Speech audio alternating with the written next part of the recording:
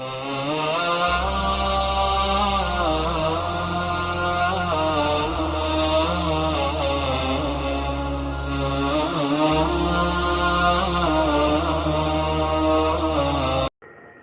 শুনছো এবং সিদ্ধান্ত নিয়েছো যে জিন্দিগি বদলাইবা, জিন্দিগি আল্লাহ তাআলার হুকুমের উপর উঠাইবা, নবীর সুন্নতের উপর উঠাইবা, এবং নিয়ত করছো, আজম করছো, ফয়সালা করছো, সিদ্ধান্ত নিয়েছো যে জিন্দিগি আর এভাবে খেলাধুলার মধ্যে কাটিয়ে দেওয়া যাবে না। খেলাধুলার জন্য আল্লাহ পয়দা করেন নাই, আল্লাহ তো মেহনতের জন্য পয়দা করেছেন আমাদেরকে, দুনিয়াতে পাঠাইছিলেন মেহনতের জন্য। আর দুনিয়া চিরস্থায়ী নয়, দুনিয়া ক্ষণস্থায়ী। আসল জিন্দিগি মৌতের পরে শুরু হবে, যে জিন্দিগি আর কোনদিন শেষ হবে না, আর কোনদিন সে জিন্দিগি শেষ হবে না। ওই জিন্দিগির প্রস্তুতি আর তৈরি নেওয়ার জন্য আল্লাহ তাআলা তোমাদেরকে দুনিয়াতে পাঠাইছে। রং ডং করার জন্য, আয়েশ আরাম করার জন্য, ভোগ বিলাসিতা করার জন্য দুনিয়াতে তোমাদেরকে পাঠানো হয়নি। যে মন মতো খাইবা, মন মতো পড়বা, মন মতো চলবা, যেরকম পোশাক মনে করে বাজারে যে কোনো মডেলের পোশাক আসছে, ভালো লাগছে ওইটাই পরছো। যেমনি মনে করলো চুল কাটলা, যেমনি মনে করলো জিন্দিগি যাপন করলা, যেভাবে মন চালে ছেলের বিয়ে করাইলা, যেভাবে মন চালে মেয়েকে বিয়ে দিলা, যেভাবে চাইলে মেয়েকে বিদায় করলা, যেভাবে চাইলে ছেলেকে বিদায় করলা, আর যেভাবে চাইলে চাইলে তুমি ঘর সংসার বানাইলা। দুনিয়াতে মানুষ, বহু ধরনের মানুষ আছে, তারা জীবন যাপন করতেছে। তোমার কাছে যেটা ভালো লাগছে তুমিও সেটা অনুসরণ করছো। মনে রাখিও, এটাকে সহজ মনে করিও না। এরকম না বিষয়টা। তোমাকে আল্লাহ সুনির্দিষ্ট একটা জীবন ব্যবস্থা দিয়েছেন। তোমার জীবন ব্যবস্থার মধ্যে মাথার চুপ থেকে নিয়ে পায়ের নখ পর্যন্ত, টুপি থেকে নিয়ে জুতা পর্যন্ত সমস্ত পোশাক আশাকের বিবরণ রয়ে গেছে। সেখানে সুনির্দিষ্ট সবকিছু বলে দেওয়া হয়েছে। পানি পান করা থেকে, পেশাব পায়খানা করা থেকে, ঘুম এবং জাগরণ, বাজার এবং সংসার, আর বিবি বাল বাচ্চা, আর দুনিয়ার সমস্ত মানুষের সাথে লেনদেন ও সম্পর্ক, এই সব কিছু মিলাইয়া এক ব্যাপক জীবন ব্যবস্থা সুনির্দিষ্ট তরিকায় আল্লাহ নবীদের মাধ্যমে তোমাদের জন্য অবতীর্ণ করেছেন। এবং হযরত মুহাম্মদ মুস্তাফা সাল্লাল্লাহু আলাইহি ওয়াসাল্লামকে সারা বিশ্বের জন্য একমাত্র দিশারি হিসাবে, হাদি হিসাবে, হেদায়েতওয়ালা, হেদায়েতের মেহনত করানোওয়ালা হিসাবে, পথ প্রদর্শক হিসাবে, রহমত স্বরূপ তোমাদের জন্য আল্লাহ তাআলা পাঠায় সে রহমতওয়ালা এক জিন্দিগি তোমাদের জন্য দিয়েছেন। তোমরা সেই জিন্দিগির অনুসরণ করার জন্য তোমাদেরকে বলা হয়েছে, এবং তোমাদের সফলতা ও কামিয়াবি সেই জিন্দিগির অনুসরণ করার মধ্যে রয়েছে, মন মতো চলার মধ্যে নয়। তোমরা যার অনুসরণ করবা, পোশাকের লাইনে, খাওয়া দাওয়ার লাইনে, বিয়ে শাদীর লাইনে, এবং কায় কারবারের লাইনে, জীবন যাপনের লাইনে, সকাল সন্ধ্যা রাত্র দিন অতিবাহিত করার ব্যাপারে যেই জাতির অনুসরণ করবা, মনে রাখিও তোমাদের হাসর কিয়ামতের দিন সেই জাতির সাথেই হবে। সেই জাতির সাথে তোমাকে উঠানো হবে। তোমাকে প্রশ্ন করা হবে কবরে, তোমার জীবনের মডেল কে ছিল, তোমার জীবনের আদর্শ কে ছিল, কাকে তুমি মডেল বানাইছিলে দুনিয়াতে, কাকে তুমি তোমার জীবনের আদর্শ বানাইছিলা। চুল কাটতে যখন হেয়ার কাটিং এ গিয়েছিলা, সেখানে তোমাকে মডেল দেখানো হয়েছে, 15টা মডেল তোমাকে দেখানো হয়েছে যে কোন মডেলে তুমি চুল কাটবা। তুমি কোন মডেল সেখানে বাছাই করছিলা চুল কাটার জন্য? যেই মডেলকে তুমি বাছাই করছিলা, কিয়ামতের দিন সেই মডেলের সাথে তোমার হাসর হবে। তার পরিণতি যদি জাহান্নাম হয়, তো তোমারও পরিণতি জাহান্নাম হবে। তুমি মুসলমান। মুসলমান কতগুলো শব্দের সমষ্টি নয়, মুসলমান শুধু একটা বাক্য নয়, মুসলমান একটা শব্দ নয়, মুসলমান একটা সুনির্দিষ্ট জীবন। মুসলমান কপালে লেখা থাকে না, মুসলমান পোশাকে লেখা থাকে না, মুসলমান গায়ে লেখা থাকে না, মুসলমানের কোনো কাজ নাই যেটা পকেটে ধারণ করতে হয়, কাপড়ে লটকাই দেওয়া হয়। মুসলমান তার জিন্দিগি, মুসলমান তার জিন্দিগি বলি দেয় এই মুসলমান।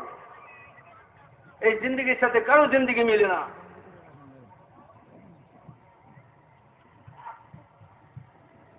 এক স্বয়ং সম্পূর্ণ জীবন। ইয়া আইয়ুহাল্লাযীনা আমানু উদখুলু ফিস-সিলমি কাফা ওয়া লা তাত্তাবিউ খুতুওয়াতিশ শাইতান।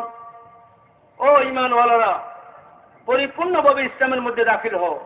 এক পাও বাইরে, এক পাও ভিতরে। না না, এটা ইসলাম না। মসজিদে যখন আসো তুমি মুসলমান, মসজিদে তুমি মুসলমান আর বাজারে তুমি কাফের, বাজারে তুমি মুশরিক, বাজারে তুমি খ্রিস্টান, বাজারে তুমি ইহুদি। ঈদের দিন তুমি মুসলমান আর সারা বছর তুমি ইহুদি ও খ্রিস্টান। না, কিসের মুসলমান তুমি? তোমার জীবন ও মরণ ইসলামের উপরে। তুমি জীবনে মুসলমান, মরণেও মুসলমান। তোমার যেদিন জন্ম হয়েছিল, যখন তুমি কিছুই বুঝতেছিলে না, তোমার কোনো বিবেক ছিল না, আকল ছিল না, আপন পর কাউকে জানতে না, তুমি তোমার কোনো অনুভূতিও ছিল না পরিপূর্ণভাবে, তখন তোমার কানে আযান দেওয়া হয়েছে। তোমার শুরু সেদিন থেকে, আর শেষ হবে জানাজার নামাজ দিয়ে। আর যখন তোমাকে কবরে রাখা হবে তো বলা হবে বিসমিল্লাহি ওয়া আলা মিল্লাতি রাসূলিল্লাহ। আমি এই লাশকে কবরে সুপর্দ করতেছি, আমি এই লাশকে কবরে রাখতেছি মুহাম্মদ সাল্লাল্লাহু আলাইহি ওয়াসাল্লামের তরিকার উপরে, মুহাম্মদ সাল্লাল্লাহু আলাইহি ওয়াসাল্লামের মিল্লাতের উপরে, মুহাম্মদ সাল্লাল্লাহু আলাইহি ওয়াসাল্লামের ধর্মের উপরে, মুহাম্মদ সাল্লাল্লাহু আলাইহি ওয়াসাল্লামের সুন্নতের উপরে, মুহাম্মদ সাল্লাল্লাহু আলাইহি ওয়াসাল্লামের মাযহাবের উপরে আমি একে কবরে সুপর্দ করতেছি। কিন্তু যদি তোমার বাহ্যিক জীবন ব্যবস্থা মুহাম্মদ সাল্লাল্লাহু আলাইহি ওয়াসাল্লামের তরিকায় না হয়, তোমার খাওয়া দাওয়া মুহাম্মদ সাল্লাল্লাহু আলাইহি ওয়াসাল্লামের তরিকায় নাই, ছিল না, তোমার পোশাক পরিচ্ছদ মুহাম্মদ সাল্লাল্লাহু আলাইহি ওয়াসাল্লামের তরিকায় ছিল না, তোমার আজকে কিছু লোক নিজেদের স্বার্থ পুরা করার জন্য, স্বার্থ পূজারী, ধোঁকাবাজ, নিজেদেরকে মুসলমানদের নেতা হিসেবে প্রকাশ করে, মুসলমানদের পতাকা হিসেবে দাবি করে, কিন্তু এরা আসলে ধোঁকাবাজ, এরা চালবাজ। এরা নিজেদের খায়েশ পুরা করার জন্য, নিজেদের মন মতো জীবনযাপন করার জন্য, আবার নিজেকে মুসলমান সমাজের মধ্যে ধরে রাখার জন্য তারা তাদের মন মতো একটা প্রোগ্রাম করছে ইসলামের, আর মন মতো একটা ইসলাম তারা নিজেরা তৈরি করছে কাট করে।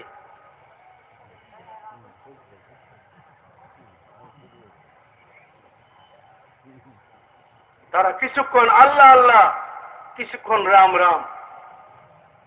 তারা যখন মসজিদে আসে তো তারা আল্লাহ আল্লাহ বলে, তারা যখন পোশাক বানায় তো পোশাক আল্লাহ আল্লাহ আল্লাহর সাথে নাই, পোশাক নবীর তরিকায় নয়। তারা যখন জুমার নামাজে আসে তো তারা মুসলমানের বেশে আসে, আর সারা সপ্তাহ তাদের বেশ অন্যরকম হয়, তাদের জীবনযাপন অন্যরকম হয়, তাদের চালচলন অন্যদের সাথে, তাদের বিয়ে শাদী অন্যদের জীবন তরিকার সাথে। সারা পৃথিবীর লোক যদি এই সমস্ত লোকরা মানুষকে বলে ইসলামে কোনো সুনির্দিষ্ট কোনো লেবাস বা পোশাক নাই, ইসলামে কোনো সুনির্দিষ্ট লেবাস বা পোশাক নাই, ইসলামে কোনো খাওয়া দাওয়ার সুনির্দিষ্ট কোনো তরিকা নাই, যার যেমনি মনে করে খাইবে, যার যেমনি মনে করবে পড়বে। এরা ধোঁকাবাজ, এরা দাড়িবাজ, এরা নিজেদের স্বার্থ পুরা করার জন্য, নিজেদের মন মতো জিন্দগি যাপন করার জন্য, নিজেদের খায়েশের পূজারী, এরা খায়েশ মতো জীবন যাপন করার জন্য সারা দুনিয়ার মানুষের চোখে ধুলো দিতেছে।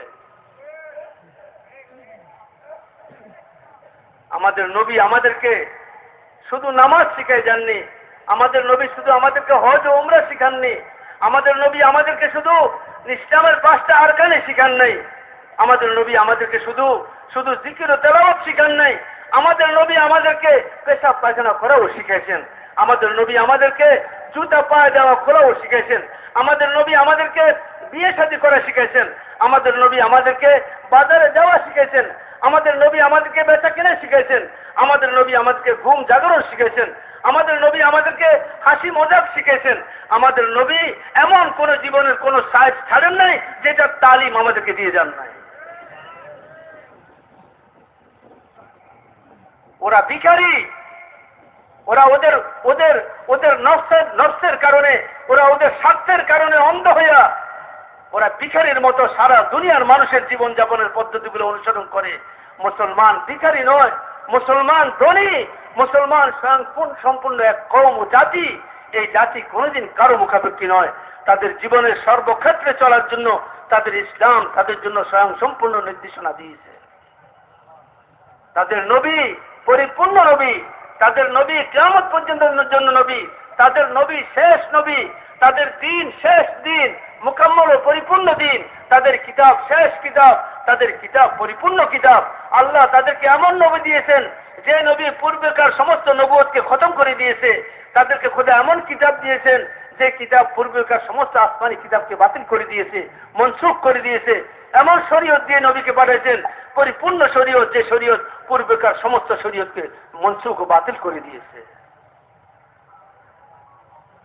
নবী বলে গেছেন, ও আমার উম্মত, আমি তোমাদেরকে এক রাস্তার উপর রেখে যাচ্ছি, যে রাস্তা পরিষ্কার পরিচ্ছন্ন আলোকিত রাস্তার উপর রেখে যাচ্ছি।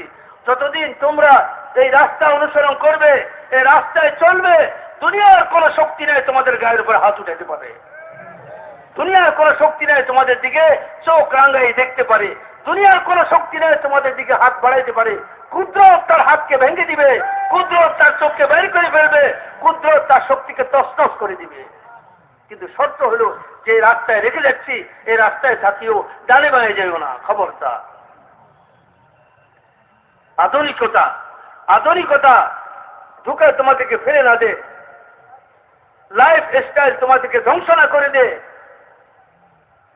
লাইফ স্টাইল, সামাজিক status, life style, modern life, আধুনিক জীবন, এই সমস্ত ধোঁকাবাজদের শব্দ, এই সমস্ত ধোঁকাবাজির শব্দ যেন তোমাদেরকে মুতাআসসির না করে, তোমাদের জীবনকে প্রভাবান্বিত না করে। কিয়ামত পর্যন্তের জন্য আল্লাহ জীবন ব্যবস্থা তোমাদেরকে দিয়ে দিয়েছেন। যদি এই জীবনের অনুসরণ করে থাকো, এই জীবনের উপরে যদি 100% ভাগ তুমি তোমার জীবনকে পরিচালিত করে থাকো, তো তোমাকে কবর দেওয়ার মতো এমন জায়গায় তোমার মৃত্যু হয়েছে, এমন মরুভূমিতে তোমার মৃত্যু হয়েছে, এমন মাঠে যেখানে মৃত্যু হয়েছে, কেউ নাই কবর দেওয়ার, কেউ নাই কবর দেওয়ার, কেউ নাই তোমার জানাজা বলার, কেউ নাই তোমাকে কাফন পরানোর। চিন্তা করিও না, আসমানের ফেরেশতা তোমার জানাজার ব্যবস্থা করবে। আসমান তোমার জন্য কাঁদবে, মেঘমালা তোমার জন্য চোখের পানি ফেলবে, সারা মখলুক তোমার জন্য কাঁদবে। তোমার মৃত্যু বিসমিল্লাহ ওয়ালা মিল্লাত রাসূলিল্লাহর হবে। যদিও কেউ বলনেওয়ালা ছিল না, কেউ কথা বলি তোমার লাশ কবরে রাখনেওয়ালা ছিল না, বিসমিল্লাহ ওয়ালা মিল্লাত রাসূলিল্লাহ, কিন্তু মিল্লাত রাসূলের উপর তোমার জীবন কেটেছে। মরুভূমিতে পড়েছ, রৌদ্র তোমার লাশকে শুকিয়ে ফেলেছে, হিংস্র জানোয়ার তোমার শরীরকে ক্ষতবিক্ষত করে ফেলছে, হিংস্র পাখিগুলো এসে তোমার শরীরকে খেয়ে ফেলছে। অসুবিধা নাই, কিয়ামতের ময়দানে মিল্লাত রাসূলের উপর তোমার হাসর হবে, তোমার হাসর হবে মিল্লাত রাসূলের উপরে। আর যদি তুমি জীবন যাপন করে থাকো কাফের মুশরিকের জীবনে তরিকায়, ইহুদি নাসারার তরিকায়, লাইফ স্টাইল আর মডার্ন লাইফ, আধুনিক জীবন ব্যবস্থা আর সামাজিক স্ট্যাটাস কায়েম করার জন্য তুমি নাফরমানদের মতো পোশাক বানাইছো, নাফরমানদের মতো জীবন যাপন করেছো, তোমার ঘরে পর্দা নাই, তোমার ঘরে তেলাওয়াত নাই, তোমার ঘরে জিকির নাই, সব ধরনের নাফরমানি ঘরের মধ্যে চিন্তা করেছো, সমস্ত জিন্দেগি তুমি স্বাধীনভাবে জীবন যাপন করেছো। মনে হয় যেন তুমি তোমার জীবনের মালিক, মনে হয় যেন তুমি তোমার সম্পদের মালিক। নিজের ইচ্ছা মতো কামাই করেছো, হালাল হারামের কোনো তোয়াক্কা করো নাই, সুদ ঘুষের কোনো তোয়াক্কা করো নাই, জায়েজ নাজায়েজের কোনো তোয়াক্কা করো নাই, আলেম ওলামাকে জিজ্ঞাসা করার কোনো প্রশ্ন কোনো তোয়াক্কা করো নাই, কোনো প্রয়োজনে তুমি অনুভব করো নাই। তুমি বলছো মৌলবীরা কি বুঝে, এরা গোড়া শিখিয়েছে কি, কোরআন হাদিসের মধ্যে কি শিখিয়েছে, আজকের যুগ জিজ্ঞাসা, আজকের যুগের চাহিদা, এগুলো কিচ্ছু বুঝে না। এই মৌলবীরা 1400 বছর আগে কোন কথা বলছে, ওই কথাই খালি চলে যেতে হারাম হারাম কইয়া কইয়া আমাদের রুকে রাখছে। না না, কোনো মৌলবীর কাছে যাওয়ার দরকার নাই, আমি তো আমার মন মতো চলবো। ঠিক আছে, চলো, এই দুনিয়াতে খোদা চলতে দিবেন। এই দুনিয়াতে যারা খোদাকে অস্বীকার করে, যারা খোদার অস্তিত্বই মানে না, তাদেরকে খোদা দুনিয়াতে চলতে দেন, তাদেরকে খোদা দুনিয়াতে খাইতে দেন, তোমাকেও খোদা চলতে দিবেন। চলো, কিন্তু মনে রাখিও মওত আসবে একদিন। কি আসবে? মওত আসবে, অনিবার্য মওত আসা। কুল্লু নাফসিন যায়কাতুল মাউত ওয়া ইন্নামা তুওয়াফাউনা উজুরাকুম ইয়াওমাল কিয়ামাহ। প্রত্যেক জীবকে মৃত্যুর স্বাদ গ্রহণ করতে হবে।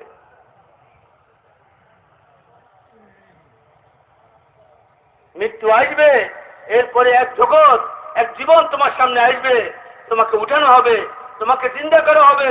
মাটি চাই তোমাকে খেয়ে ফেলুক, তোমার লাশ যদি মাটি খেয়ে ফেলে, তোমার লাশকে যদি আগুনে জ্বালাই ফেলানো হয়, আর সে ছাইগুলো হেলিকপ্টার দিয়ে এক বিশাল দেশের মধ্যে ছিটিয়ে দেওয়া হয়, কোনো অসুবিধা নাই, আল্লাহ আবার তোমাকে জিন্দা করবেন। এক আল্লাহ, এক শক্তি, যিনি আসমানকে তৈরি করেছেন, জমিনকে তৈরি করেছেন হুকুম দিয়ে। আসমানকে বলছেন হয়ে যাও, হয়ে গেল। জমিনকে বলছেন হয়ে যাও, হয়ে গেছে। জমিন পানির উপরে ভাসমান, চলমান অবস্থায় আল্লাহ বললেন পাহাড়গুলোকে দাঁড়িয়ে যাও। পাহাড় দাঁড়িয়ে গেল, প্যারাগের মতো কাজ হইল, জমিন স্থির হয়ে গেল। গাছপালা, তরুলতা, পশু পাখি, কীট পতঙ্গ, জলচর, সব মখলুক আল্লাহ তাআলা তার কুদরত দিয়ে তৈরি করলেন, কারো সাহায্য ছাড়াই। তার সাথে কোনো শরীক নাই।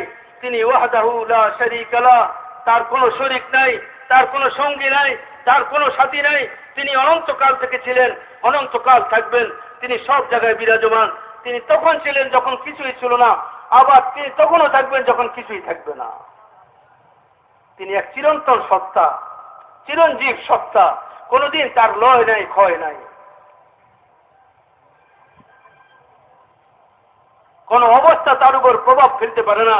শীত ও গরম, মৌসুমের পরিবর্তন, রাত্রি ও দিনের পরিবর্তন, সময়ের পরিবর্তন তার সত্তার উপর কোনো প্রভাব ফেলতে পারে না, বরং এই সব কিছু তারই সৃষ্টি। রাত্র তার সৃষ্টি, দিনও তার সৃষ্টি। তিনি প্রশ্ন করেন কোরআনের মধ্যে, ও দুনিয়ার মানুষ, আমি যদি রাত্রিকে লম্বা করে দিই আর দিনকে যদি আমি লুকাই ফেলি, কে আছে তোমাদের মধ্যে মহাশক্তিশালী যে দিনের আলোকে বের করিয়ে নিয়ে আসতে পারে? আমি যদি রাত্রিকে লম্বা করে দিই, দিনকে আমি গায়েব করে দিই, কিয়ামত পর্যন্ত জন্য ফয়সালা করি রাতই রাত থাকবে, কে আছে তোমাদের মধ্যে মহাশক্তি দাবিদার, পরাশক্তির দাবিদার? কে আছে যে আবার দিনের আলো বের করে নিয়ে আসতে পারে? আমি যদি দিনকে দীর্ঘ করে দিই, রাতকে লুকাই ফেলি, কিয়ামত পর্যন্ত জন্য ফয়সালা করি দিনে দিন হবে, কে আছে তোমাদের মধ্যে রাতের অন্ধকার বের করে নিয়ে আসতে পারবে? কেউ পারবে না। ওয়াহদাহু লা শারীকা লাহ, তিনি সব সময় ছিলেন, সব সময় থাকবেন। চিরন্তন এক সত্তা, সব জায়গায় বিরাজমান। সবকিছু দেখেন, সবকিছু শুনেন, সবকিছু অনুভব করেন, সবকিছুকে জানেন।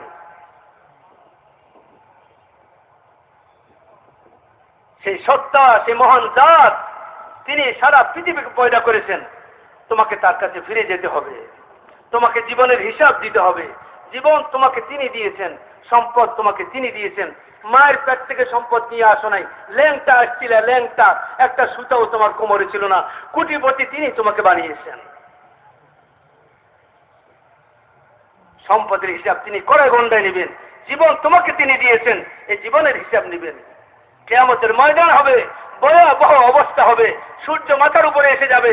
এই সূর্য, যে সূর্যের তাপে, যে কোটি কোটি মাইল দূরে, যে সূর্যের তাপে আমরা অস্থির হয়ে পড়ি, এই সূর্য কিয়ামতের ময়দানে কোনো বাধা ছাড়াই মাথার উপরে এক বর্ষা পরিমাণ দূরে আসে যাবে।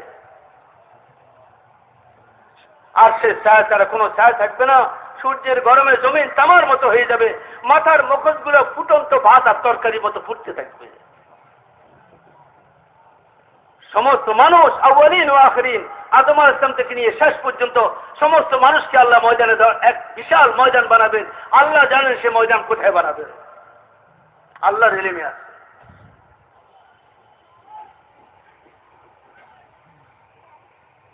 মানুষ এখন আবিষ্কার করতেছে বিজ্ঞান দিয়ে, গ্রহ আবিষ্কার করে, নতুন নতুন গ্রহ, আর আবিষ্কার করে হা করে থাকে, ওরে বাপ রে বাপ, এত বড় গ্রহ, ওরে বাপ রে বাপ, ওর আগে যা বাজিছে গ্রহ, এর সাথে অনেক বড়, পৃথিবীটারে গিল্লা খাইয়া বানাইতে পারবো, কয়েক হাজার পৃথিবী ওর মধ্যে ঢুকে যেতে পারবো। আল্লাহ তাআলার কাছে আছে ওই সব ময়দান, বানিয়ে রেখেছেন তিনি। সবাইকে জমা করবেন। হাদিসের মধ্যে আছে, লা তাজালু কাদামা আবদিন ইয়াউমাল কিয়ামা হাত্তা ইউসআলা আন আরবা, আন উমরিহি ফীমা আফনাহু, ওয়া আন শাবাবিহি ফীমা আবলাহু, ওয়া আন মালিহি মিন আইনা ইকতাসাবাহু ওয়া ফীমা আনফাকাহু, ওয়া আন ইলমিহি বিমাযা আমিলা বি, আও কামা ক্বালা আলাইহিস সালাতু ওয়াস সালাম। কিয়ামতের ময়দানে জ্বলন্ত সূর্য মাথার উপরে, আর সে ছায়া ছাড়া কোনো ছায়া থাকবে না। জমিন তামার মতো গরম হয়ে যাবে, মাথার মগজ ফুটফুট করে ফুটতে থাকবে। আল্লাহ চারটা প্রশ্ন করবেন, চারটা প্রশ্নের জবাব দেওয়া ছাড়া কোনো বাপের বেটা কদম সামনে বাড়াতে পারবে না।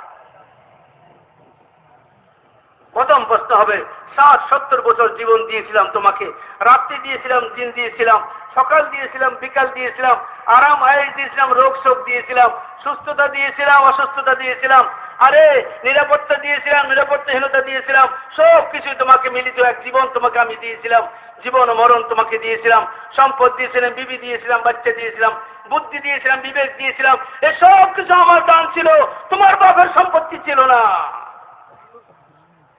তোমার বাপকেও আমি দিয়েছিলাম, তোমার বাপের বাপকে আমি দিয়েছিলাম, তোমার 14 গোষ্ঠীর আমি দিয়েছিলাম, তোমাকেও আমি দিয়েছিলাম। হিসাব দাও, 60 বছরের জীবনের রাত্রি দিন কোথায় কাটিয়েছ? হিসাব দাও।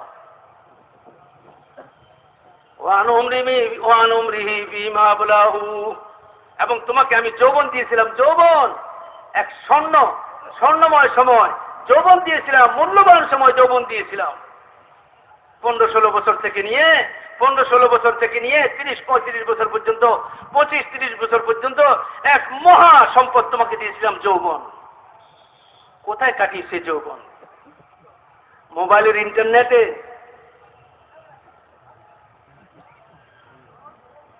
কম্পিউটারের ইন্টারনেটে কি দেখছিলা বইয়া বইয়া? মনে করছিলা কেউ দেখে নাই না? তোমার খবর ছিল মহান আল্লাহ সব দেখতেছেন। তিনি অন্ধকারে দেখেন, আলোতে দেখেন, তিনি পানির নিচে দেখেন, তিনি পাহাড়ের গর্তে দেখেন, তিনি সব কিছু দেখেন। সমুদ্রের 7 সমুদ্র, 13 নদীর 7 সমুদ্রের নিচ নিচে একটা বালুকণা পানির ধাক্কায় সরে গেল, আল্লাহ দেখেছেন সেটাকে। অমাবস্যার রাত্রি, মেঘাচ্ছন্ন আকাশ, গভীর জঙ্গল, গাছের একটা পাতা পড়ে গেছে, সে পাতা পড়ে যাওয়াটাকে আল্লাহ দেখেছেন।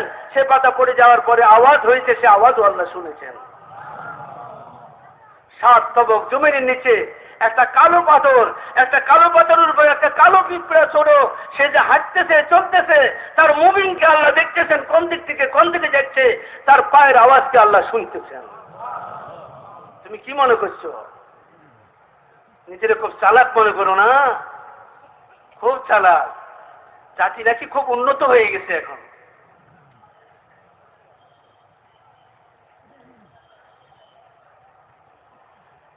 হিসাব দাও, যৌবন কোথায় কাটিয়েছ?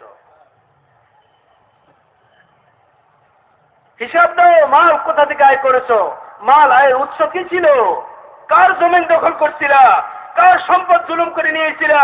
গায়ের জোর দিয়ে, প্রশাসনিক জোর খাটাইয়া, প্রশাসনিক জোর তোমার আমি এই জন্য দিয়েছিলাম, প্রশাসন তোমার দিয়েছিলাম মানুষের প্রতি ইনসাফ করার জন্য। তোমাকে মানুষ প্রশাসনিক ক্ষমতা আমি এই জন্য দিয়েছিলাম যে কোন দুঃখী দরদি, কোন মজলুমের তার আত্মচিৎকার জন্য আমার কাছে না আসে, সেটার ব্যবস্থা কর। ঘরে এসি লাগাইছস, এসি লাগাইয়া এসি চালাইয়া রাত্রে ঘুমাইছস, আর মহল্লার লোকটা না খাইয়া আছে, তোরে প্রশাসনিক ক্ষমতা আমি এই জন্য দিই নাই। তোর জিম্মেদারি ছিল সারা রাত ঘুরতি মহল্লার মধ্যে, কে না খাই আছে, কার ঘরের চালা নাই। আসছে বর্ষা, রাত দিন তার ঘুম হারাম হয়ে গেছে, বর্ষা আসতেছে, এই ঘরে থাকবো কিভাবে ছেলে মেয়ে নিয়ে? আমি প্রশাসনিক ক্ষমতা তোর এই জন্য দিয়ে নাই যে 1 তালাকে 10 তালা করবি, গাড়ি বাড়ির মালিক করে ব্যাংক ব্যালেন্স করবি, এই জন্য না লুটিপুটি খাওয়ার জন্য তোর প্রশাসনের ক্ষমতা দিই নাই।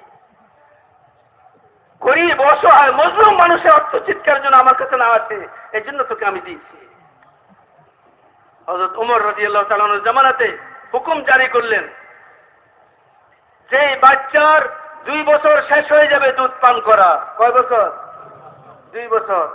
2 বছর শেষ হওয়ার সাথে সাথে বাইতুল মাল থেকে সেই বাচ্চার জন্য ভাতা জারি করা হবে। কি জারি করা হবে? ভাতা।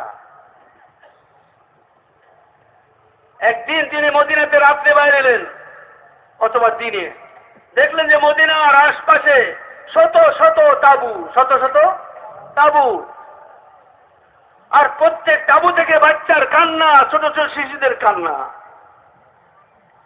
তোমার যেন বললেন, ও আল্লাহর বান্দিরা, ও আল্লাহর বান্দিরা, ও মায়েরা, এ বাচ্চাদের উপর রহম কর, দুধ বুকে দে, বুকে লো, কান্না বন্ধ কর, আমার সহ্য হচ্ছে না কান্না। তোদের উপর খোদা রহম করতো, কেন কাঁদে দিচ্ছিস বাচ্চাদেরকে? এক মেয়ে তাবু থেকে বেরিয়ে আসছে, বলছে আমাদের মুমিনিন, আল্লাহ তোমার উপর রহম করো, তুমি আমাদের উপরে জুলুম চাপাইছো।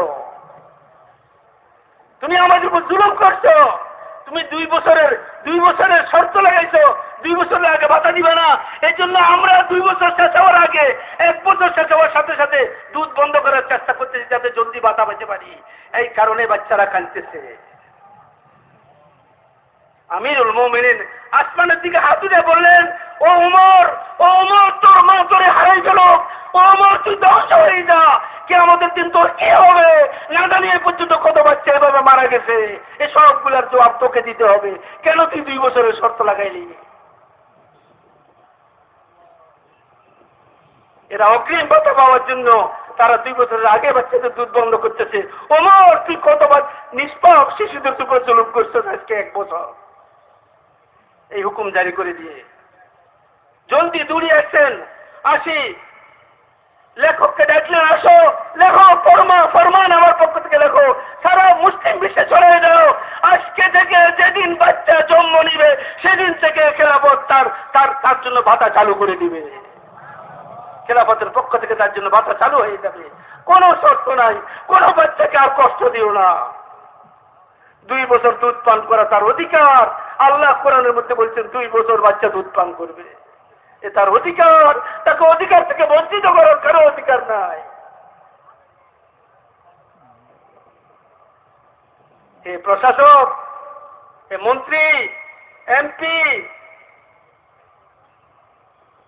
তুমি জেলার কর্মকর্তা, দেশের তুমি প্রধান, তোমাকে এই জন্য প্রধান বানানো হয়নি, তোমাকে এই জন্য ক্ষমতা দেওয়া হয়নি যে তুমি শিষ্টাচারিতা করবা, তুমি নিজের খায়েশ পুরা করবা, রাজকীয় জীবন যাপন করবা, বিলাসপূর্ণ জীবন যাপন করবা, আর অসহায় মানুষের দুঃখে দুঃখে মরবে।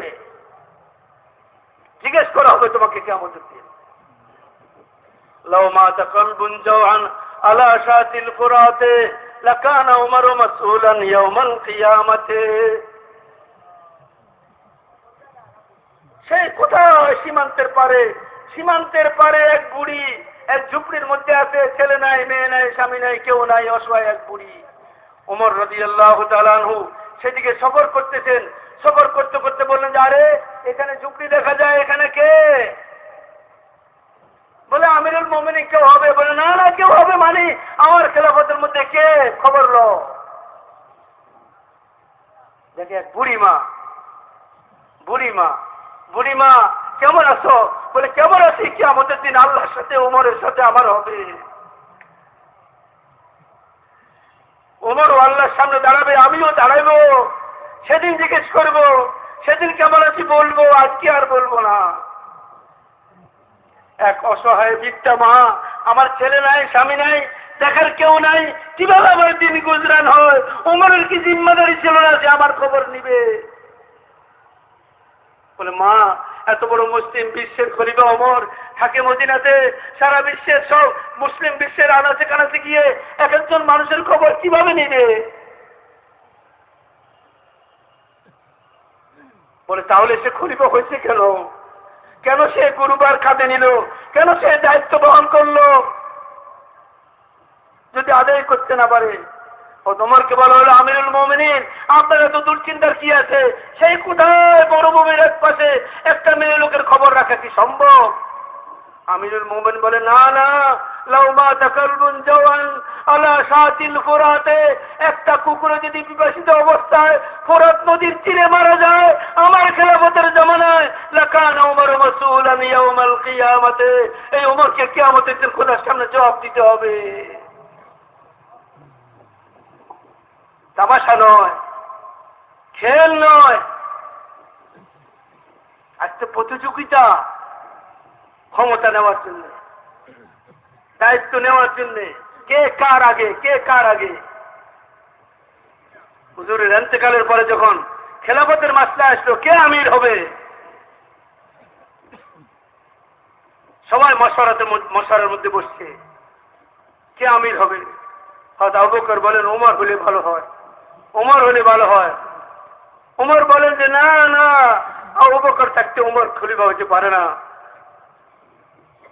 যাকে রাসূল সাল্লাল্লাহু আলাইহি ওয়াসাল্লাম জীবদ্দশায় ইমাম বানাইছিলেন আর রাসূল সাল্লাল্লাহু আলাইহি ওয়াসাল্লাম তার পিছনে নামাজ পড়তেন, সেই হবে খলিফা। হুজুর ইশারা করে গেছেন, সব দরজা মসজিদে নববীর বন্ধ করে দিয়েছেন। আর আবু বকরের দরজা খোলা রাখি বলছেন এই দরজাই খোলা থাকবে, আর সব বন্ধ করে দাও।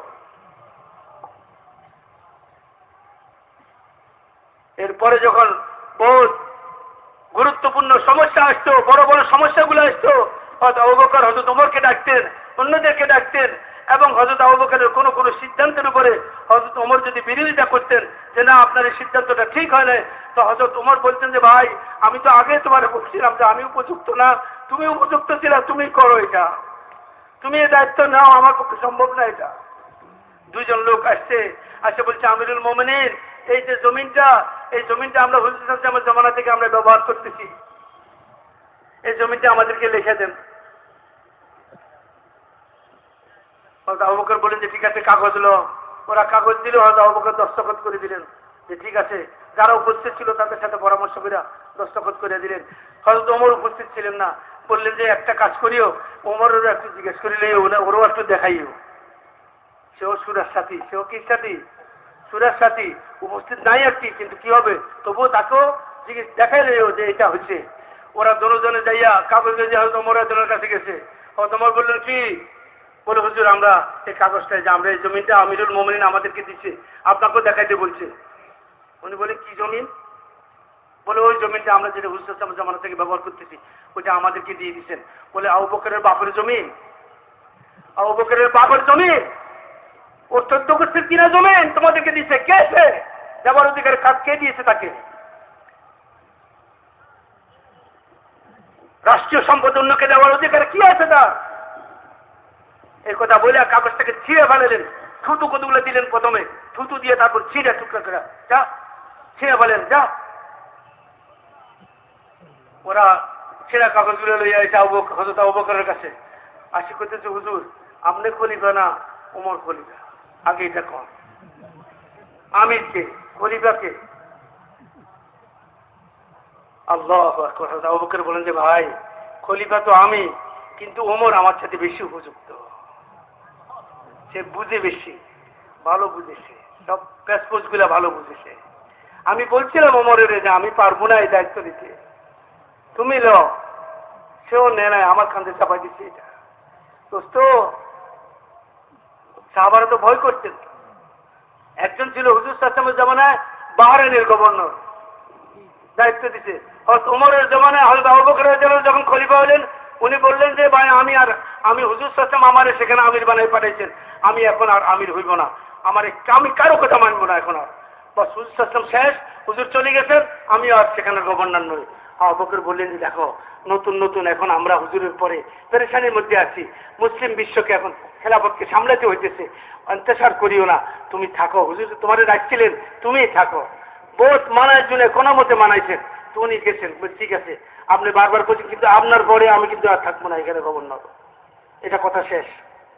আবু বকরের ইন্তেকাল হয়ে গেছে 2.5 বছর পরে। আজকের হযরত ওমর রাদিয়াল্লাহু আনহু বাহরাইনের গভর্নর আসছে, আসি ইস্তেফা নামা দিয়েছেন, হুজুর সালাম আলাইকুম, বিদায়। বলে কিসের বিদায়? বলে আমি গভর্নরই করবো না। বলে তোমার গভর্নর কে বানাইছিল এখানে? বলে হুজুর সাল্লাল্লাহু আলাইহি ওয়াসাল্লাম বানাইছিলেন, এখন পরে হযরত আবু বকর বানাইছেন, আমি চাইছিলাম না, উনি আমার জোর করে দিয়েছেন। আমি ওই সময় বলছি যে আমি কিন্তু আপনার পরে আর এটা নিব না, কিন্তু আমার উনি জোর পূর্বক দিছে। হয়তো আমার বলেন যে ভাই তুমি থাকো। বলছে না, আমি যেহেতু আর এটা এর মধ্যে আমি থাকবো না। সাহাবারা কোনোদিন এই সমস্ত দায়িত্ব নিতে চাইতেন না। বহুত বড় দায়িত্ব এগুলা, এগুলা পোস্টারিং করে নেওয়ার জিনিস না, এগুলো আন্দোলন করে নেওয়ার জিনিস না, এগুলো কিয়ামতের ময়দানে জবাবদিহি করার জিনিস, এগুলো জিম্মেদারি। মেরে মহতরম দোস্ত বুজুর্গ, স্বাধীন জীবন যাপন করা নয়। এক মুসলমান স্বাধীন জীবন যাপন করতে পারে না। এক মুসলমান তার জীবনের কোন ক্ষেত্রে স্বাধীন না, প্রতি ক্ষেত্রে সে আল্লাহ এবং আল্লাহ রসুলের হুকুমের অধীন। সে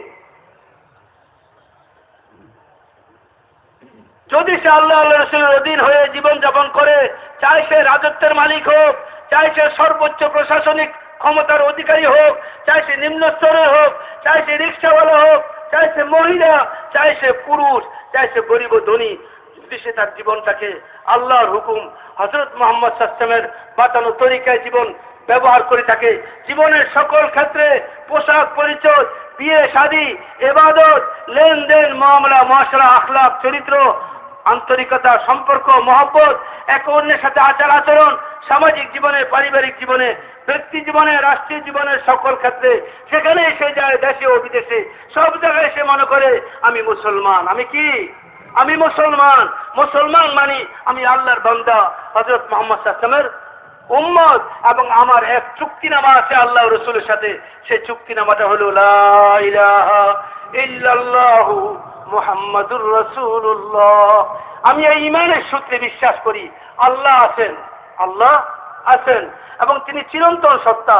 তিনি আমাদেরকে পাঠাইছেন, তার কাছে আমাকে ফিরে যেতে হবে।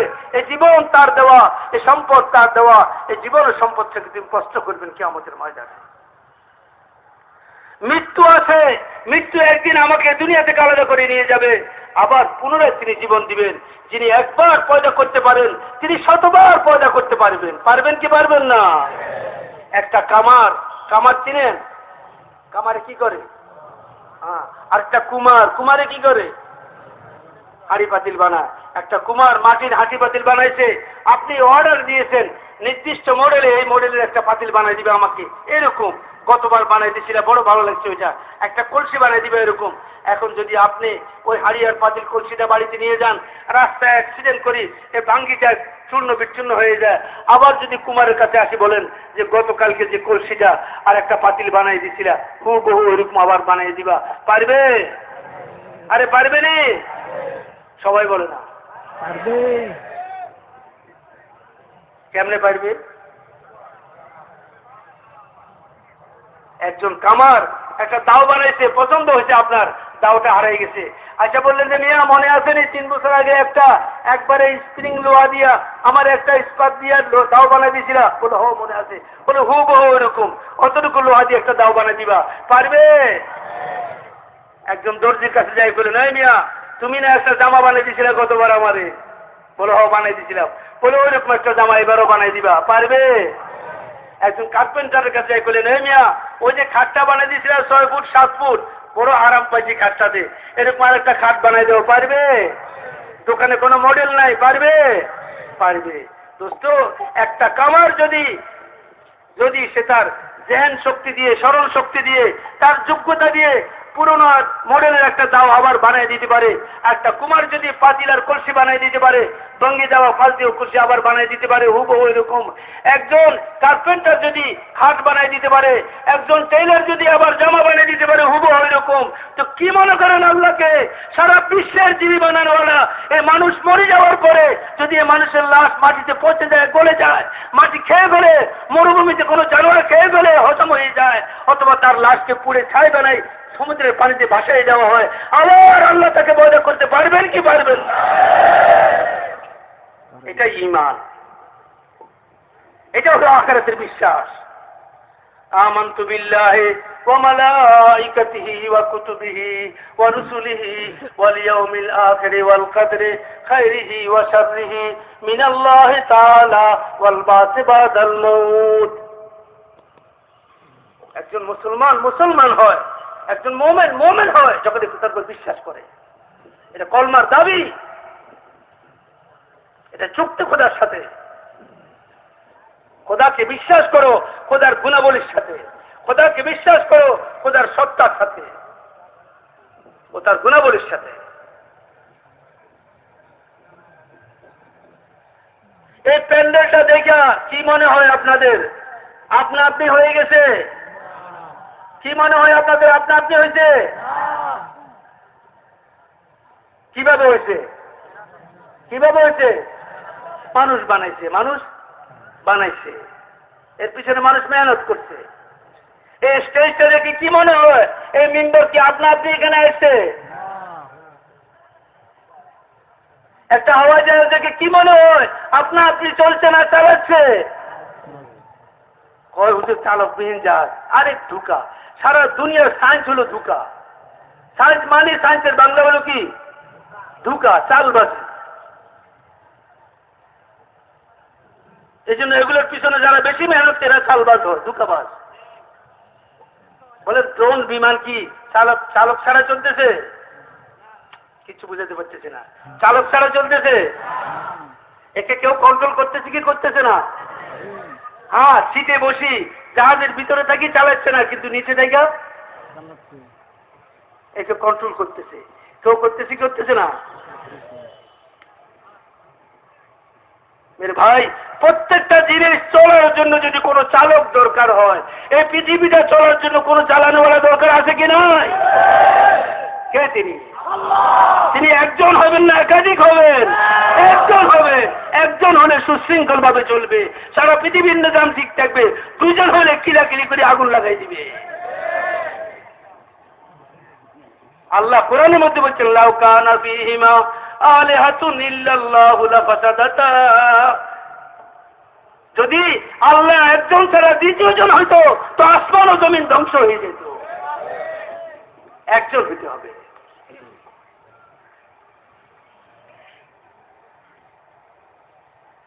ইয়া মাশারাল জিন্নি ওয়াল ইনস ইন ইসতাতাতুম আন তানফুযু মিন আকতারিস সামাওয়াতি ওয়াল আরদ ফানফুযু লা তানফুযুনা ইল্লা বিসুলতান ফাবিআইয়ি আলাই রাব্বিকুমা তুকাদ্দিবান। ও জিন ও ইনসান, স্বাধীন জীবন চাও, স্বাধীন জীবন চাও, অধিকার চাও, মানতে চাও না কাউকে, অবনত হইতে চাও না আমার সামনে। নামাজ পড়তে ভালো লাগে না, কানে ধরতে হয়, গোলামের মতো দাঁড়াইতে হয়, অপরাধীর মতো হাকিমের সামনে দাঁড়াইতে হয়, ঝুঁকতে হয়, মাথা টিকতে হয়, ভালো লাগে না তোমার কাছে। তুমি স্বাধীনতা চাও, এই জন্য তুমি এমন পোশাক বানাইছো যে পোশাক পরে ঝুঁকা যায় না, যে পোশাক পরে ঝুঁকা যায় না, এমনি হয়ে থাকতে হয়, হাওয়াই জাহাজের মতো। এরকম পোশাক বানাইছো, ঝুঁকা যায় না। আর ইনসান, তোমার ইসলাম যে পোশাক দিছে সেটা সারাফতের পোশাক দিছে, ইজ্জতের পোশাক দিছে, সম্মানের পোশাক দিছে। তোমার এই বিদ্যাদি যে পোশাক দিছে এটা গরু ছাগলের পোশাক দিছে। কেন? একটা পোশাক আমি মানুষকে দিয়েছি, আর একটা পোশাক আমি গরু ছাগলকে দিয়েছি। গরু ছাগলের পোশাক আছে একদম টাইট ফিট, একবারে ফিটিং আর সেটিং করা, যেটা জন্ম থেকে নিয়ে মৃত্যু পর্যন্ত আর এটা খোলা হবে না। তবে এত টাইট ফিট যে সবকিছু দেখা যায়, সবকিছু দেখা যায়। ও ইনসান, তুমি গরু নও, তুমি সৃষ্টির সারা। তোমার ওই পোশাক আমি দিব না যে পোশাকে তোমার বাদ দেখা যায়, যে পোশাকে তোমার ভিতর দেখা যায়। বেয়াদবের মতো তুমি বড়দের সামনে চলবা, আদব কায়দা আছে, তোমার যুক্ত বোন আছে, মা আছে, সবকিছু আছে, সবার সামনে তুমি শরীরের অঙ্গভঙ্গি আর আসবাস গুলো দেখাই হাঁটবা, আল্লাহ ভয় আসবে বুঝবা। এটা লজ্জার জিনিস, শরমের জিনিস, এটা পশুর জিনিস। আমি তোমার পোশাক দিব ইজ্জতের পোশাক, আমি তোমার পোশাক দিব তাকওয়ার পোশাক, আমি তোমাকে পোশাক দিব পরহেজগারির পোশাক। তুমি আমার কাছে ইজ্জতওয়ালা। ওয়ালাকাদ কাররামনা বনি আদম ওয়া হামালনাহুম ফিল বাররি ওয়াল বাহর ওয়া রাযাকনাহুম মিনাত তাইয়্যিবাত। আমি সমস্ত সৃষ্টি জগতের মধ্যে জলে স্থলে মানুষকে করেছি সম্মানী।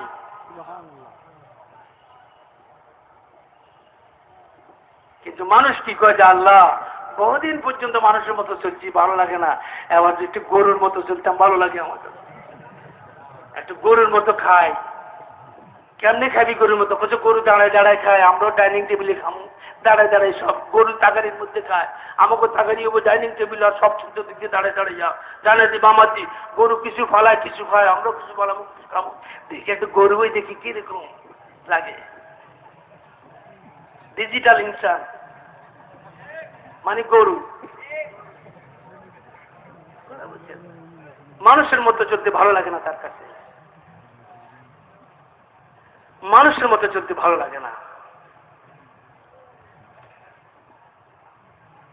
মেরে ভাই আর বুজুর্গ, আল্লাহ জাল্লা জালালুহু আমাদেরকে দিয়েছেন পরিপূর্ণ জীবন ব্যবস্থা। আমরা কারো মুখাপেক্ষী না। আমাদেরকে দিয়েছেন সর্বশেষ নবী, শ্রেষ্ঠ নবী, মহানবী, সারা পৃথিবীর নবী, আসমানের নবী, জমিনের নবী, জীবজন্তুর নবী, মানুষের নবী, ফেরেশতাদের নবী, নবীদের নবী, আমাদের নবী, আমাদের নবী, আমাদের নবী কারো মুখাপেক্ষী না। সমস্ত নবী আমাদের নবীর মুখাপেক্ষী, আমাদের নবী কারো মুখাপেক্ষী না। কোন নবীর জীবনী পড়িও না, জীবনী পড়ব তো মুহাম্মদ সাল্লাল্লাহু আলাইহি ওয়াসাল্লামের নবীর জীবনী পড়ো। সব নবীদের জীবনের নির্যাস আল্লাহ মুহাম্মদ সাল্লাল্লাহু আলাইহি ওয়াসাল্লামের জীবনের মধ্যে ঢুকাই দিয়েছেন। আসমানি কোন কিতাব তেলাওয়াত করিও না, শুধু তেলাওয়াত করো কোরআনের। আসমানি যত কিতাব খোদা নাজিল করছেন সবগুলোকে নির্যাস কোরআনের মধ্যে দিয়ে দিয়েছেন আল্লাহ তাআলা। আর কোন কিতাব পড়ার দরকার নাই, পড়িও না আর কোন কিতাব, ধোঁকায় পড়িও না।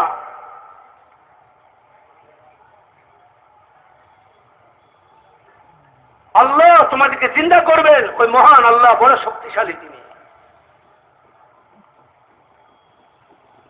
আল্লাহ আমাদেরকে মায়ের পেটে পয়দা করছেন। কোথায়? মায়ের পেটে। কিসে থেকে পয়দা করছেন?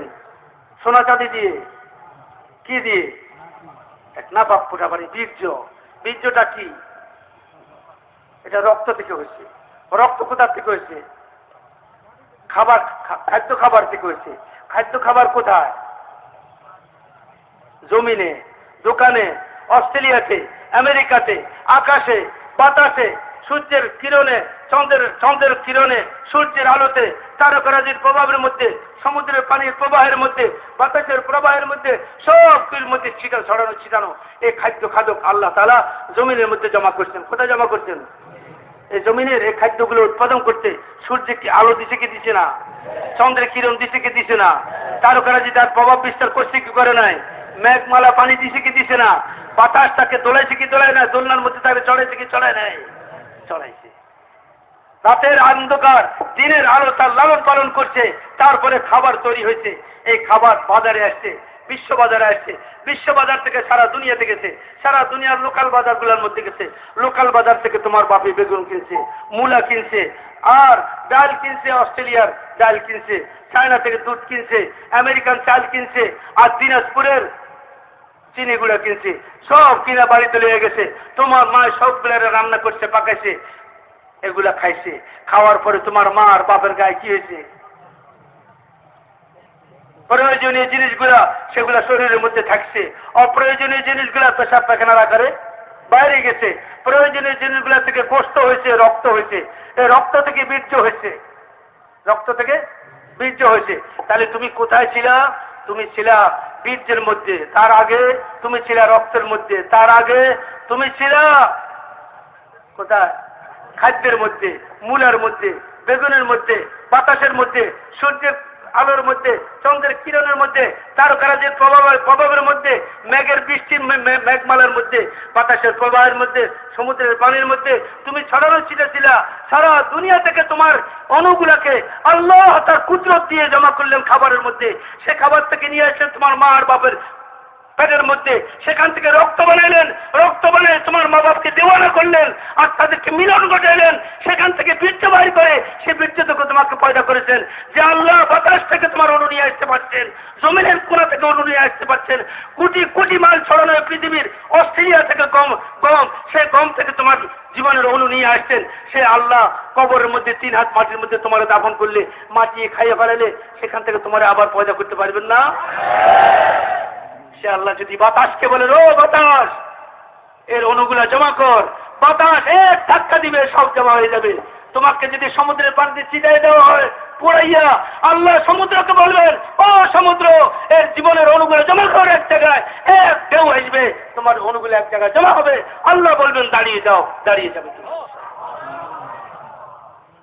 একজন মৃত্যুর আগে ওসিয়ত করে গেছে তার সন্তানদেরকে, আমি মরে গেলে আমার পোড়াই ফেলাই। কি ফেলাই? পোড়াই ফেলাইছে আমাদের, একবারে পোড়াইয়া ছাই বানাই ফেলাই দিই, ছাইগুলা পানির মধ্যে ফেলাই দিই। যখন আল্লাহ আমার আর ধরতেই পারে না। বহুত নাফরমান ছিল, বড় নাফরমান ছিল, গুনাহগার ছিল। সারাটা জীবন মদ, নারী আর জুয়া আর অন্যায় আর অপরাধ, জুলুম, অত্যাচার, মিথ্যা, দাগাবাজি, দুকাবাজি, মামলা, মোকদ্দমা, এগুলো ছিল তার পেশা, তার মেজাজ।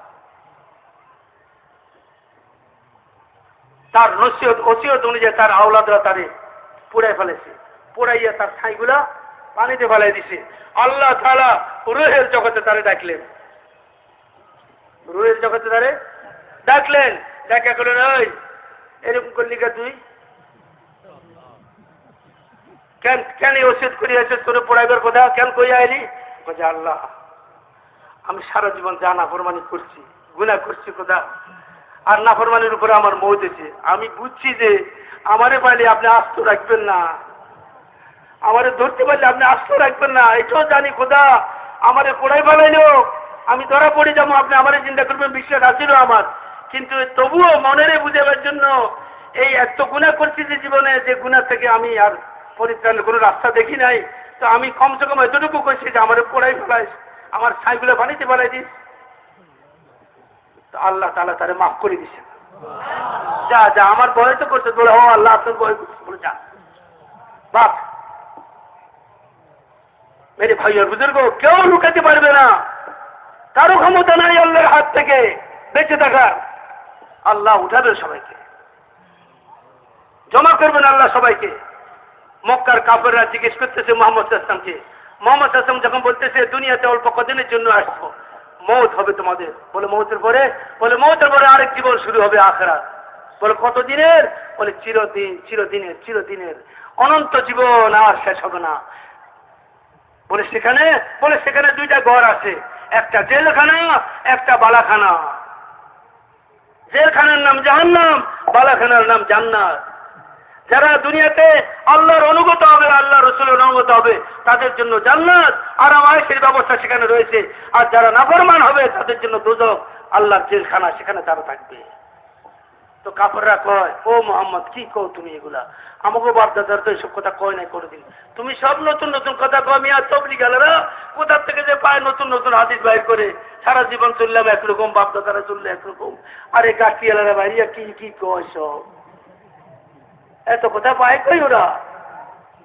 তো ওরা কি কয়, আইদা মিতনা ওয়া কুন্না তুরাবান ওয়া ইযামা আইন্না লামাবুসুন আও আবাউনাল আউয়ালুন কুল ইন্নাল আউয়ালিনা ওয়াল আখিরিন লামাজমুনা ইলা মিকাতি ইয়াউমিন মা'লুম সুম্মা ইন্নাকুম আইয়ুহাদ দাল্লুনাল মুকাদ্দিবুন لآكلون من شجر من زقوم فمالئون منها البطون فشاربون عليه من الحميم فشاربون شرب الهيم هذا نزلهم يوم الدين نحن خلقناكم فلولا تصدقون ও মুহাম্মদ, আমরা যখন মরে যাইব মাটি হয়ে যাবে, আমাদের হাড্ডি চামড়া গোশত সব মাটি খেয়ে ফেলবে। আইদা মিতনা ওয়া কুন্না তুরাবান ওয়া ইযামা, আমরা ছড়াই ছিটিয়ে দেব। আইন্না লামাবুসুন, তুমি কি কথা কও যে আল্লাহ আমাকে আবার চিন্তা করবেন? আওয়াবাউনাল আউয়ালুন, আর যারা আমাদের আগে মরে গেছে, আমাদের বাপ দাদারা, ওদেরকেও আবার চিন্তা করা হবে। আল্লাহু আকবার। সাথে সাথে জিবরাইল এসে গেছে আয়াত নিয়ে, আর বলতেছে, কুল, ও মুহাম্মদ, দেখতহীন কণ্ঠে ঘোষণা করুন, ইন্নাল আউয়ালিনা ওয়াল আখিরিন লামাজমুনা ইলা মিকাতি ইয়াউমিন মা'লুম, তোমাদের পূর্ববর্তী, তোমাদের পুরো পরবর্তী, তোমরা সকলে এক সুনির্দিষ্ট দিনে কিয়ামতের দিন খোদার কাছে দণ্ডায়মান হবে। আল্লাহ তোমাদেরকে একত্রিত করবেন, উঠাবেন আল্লাহ তোমাদেরকে। সেদিন কেউ কারো সাহায্য করবে না। ইয়াউমা ইয়াফিরুল মারউ মিন আখিহি ওয়া উম্মিহি ওয়া আবিহি ওয়া সাহিবাতিহি ওয়া বানিহি, ওই দিন ভাই ভাইয়ের কাছ থেকে ভাগবে, স্বামী স্ত্রীর কাছ থেকে ভাগবে, বাপ বেটার কাছ থেকে ভাগবে, বন্ধু বন্ধুর কাছ থেকে ভাগবে, প্রতিবেশী প্রতিবেশীর কাছ থেকে ভাগবে। স্ত্রীকে যদি স্বামী বলে যে তুমি আমার স্ত্রী ছিল না, 30টা বছর তোমার জীবনের সাথে আমার জীবন কাটছে, আজ একটা নেকির অভাব আমার, স্ত্রী বলবে, কে আমার স্বামী? আমার তো বিবাহই হয় নাই দুনিয়াতে। যাও যাও, চালবাজি করার আর জায়গা পাবো না মিয়া, নিজের পথ দেখো, আমার হিসাব কিতাব এখনো বাকি রয়ে গেছে। কেউ কারো সাহায্য করবে না। ওই দিন এক আল্লাহ তাআলার সামনে দাঁড়াইতে হবে, জীবনের হিসাব নেবেন আল্লাহ তাআলা। যদি জিন্দগি সহি রোগের উপর যায়, সহি গতিতে, সহি নাজে, সহি তরিকায় জিন্দগি কাটে, গলত তরিকায় না কাটে, রেওয়াজ আর রুসুম, সমাজ আর দেশ আর প্রচলন নয়, আল্লাহ রসুলকে দেখে চলবো। দেশ যদি দেশ আমার বিরুদ্ধে যায়, বাধ্য করে আমাকে যে প্রচলনের উপর চলতে হবে, আল্লাহ রসুলের বিরুদ্ধে চলতে হবে, জীবন দিব, আমি আল্লাহ রসুলের বিরোধিতা করতে পারবো না। আমি মুসলমান, আমি ওয়াদাবদ্ধ, আমি চুক্তিবদ্ধ আমার আল্লাহর সাথে। লা ইলাহা ইল্লাল্লাহ মুহাম্মাদুর রাসূলুল্লাহ।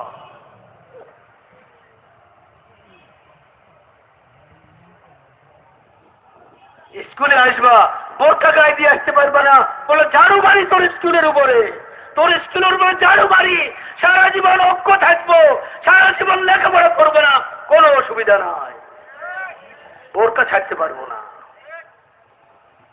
ঝাড়ু মারি তোর শিক্ষার উপরে, তোর জ্ঞানের উপরে। এই জ্ঞান তো আবু জাহেলের কাছে ছিল, এই জ্ঞান তো নমরুদের কাছে ছিল, এই জ্ঞান তো কারুনের কাছে ছিল, এই জ্ঞান তো সাদ্দাদের কাছে ছিল, এই জ্ঞান তো ফেরাউনের কাছে ছিল, এই জ্ঞান তো কওমে সাবার কাছে ছিল, এই জ্ঞান কওমে লূতের কাছে ছিল, এই জ্ঞান কওমে নূহের কাছে ছিল। ওই সমস্ত জাতিদেরকে খোদা তছনছ করে দিয়েছেন। তাদের জ্ঞান, তাদের ইলম, তাদের সায়েন্স তাদেরকে বাঁচাতে পারে নাই আল্লাহর আযাব থেকে। তবলিগ করে এই অপরাধ, পাগড়ি মাথায় দিয়ে অপরাধ, দাড়ি মুখে রাখে অপরাধ, লম্বা জামা গায়ে দিয়ে অপরাধ। এই জন্য বলছে ক্লাসে আসতে পারবে না তোমরা, এই অপরাধ। ইসলামী পোশাক পরে যায় অপরাধ, ক্লাসে আসতে পারবে না। তোমাকে ইহুদির পোশাক পরে আসতে হবে, তোমাদের খ্রিস্টানের পোশাক পরে আসতে হবে। আমরা খ্রিস্টানের বাচ্চা, আমরা ইহুদির বাচ্চা না মুসলমানের বাচ্চা?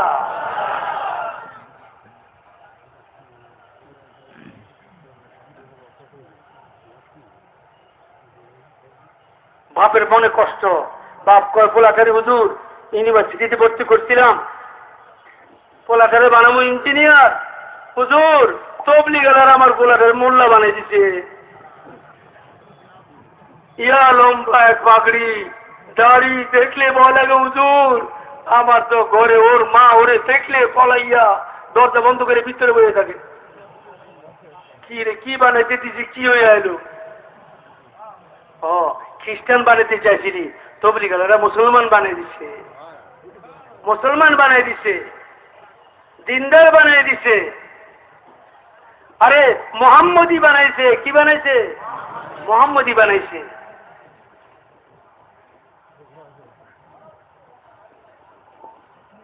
মেরে মোহতরম দোস্ত আর বুজুর্গ, যদি জিন্দগি মোহাম্মদ ইসলামের তরিকায় হয়, আল্লাহর হুকুম মতো হয়, যদি মরুভূমিতে মৃত্যু হয়, অত হাওয়া জাহাজ ক্রাশ করে যদি মৃত্যু হয়, লাশ পুড়ে যায়, পাওয়া না যায়, সমুদ্রে মারা গেছি আর লাশ ফালাই দিছে, সমুদ্র জাহাজওয়ালারা পানির মধ্যে ফালাই দিছে, ওই লবণাক্ত সমুদ্রের পানিতে হিংস্র জন্তুগুলা খাইয়ে ফেলছে, কোনো অসুবিধা নাই, কোনো অসুবিধা নাই। বিসমিল্লাহ পণ্যওয়ালা কেউ ছিল না, পুরা জাহাজের মালিক সব খ্রিস্টান, জানাজা পণ্যওয়ালা কেউ ছিল না, লাশটা আমার সমুদ্রে ফেলাই দিছে, কোনো অসুবিধা নাই, কোনো অসুবিধা নেই।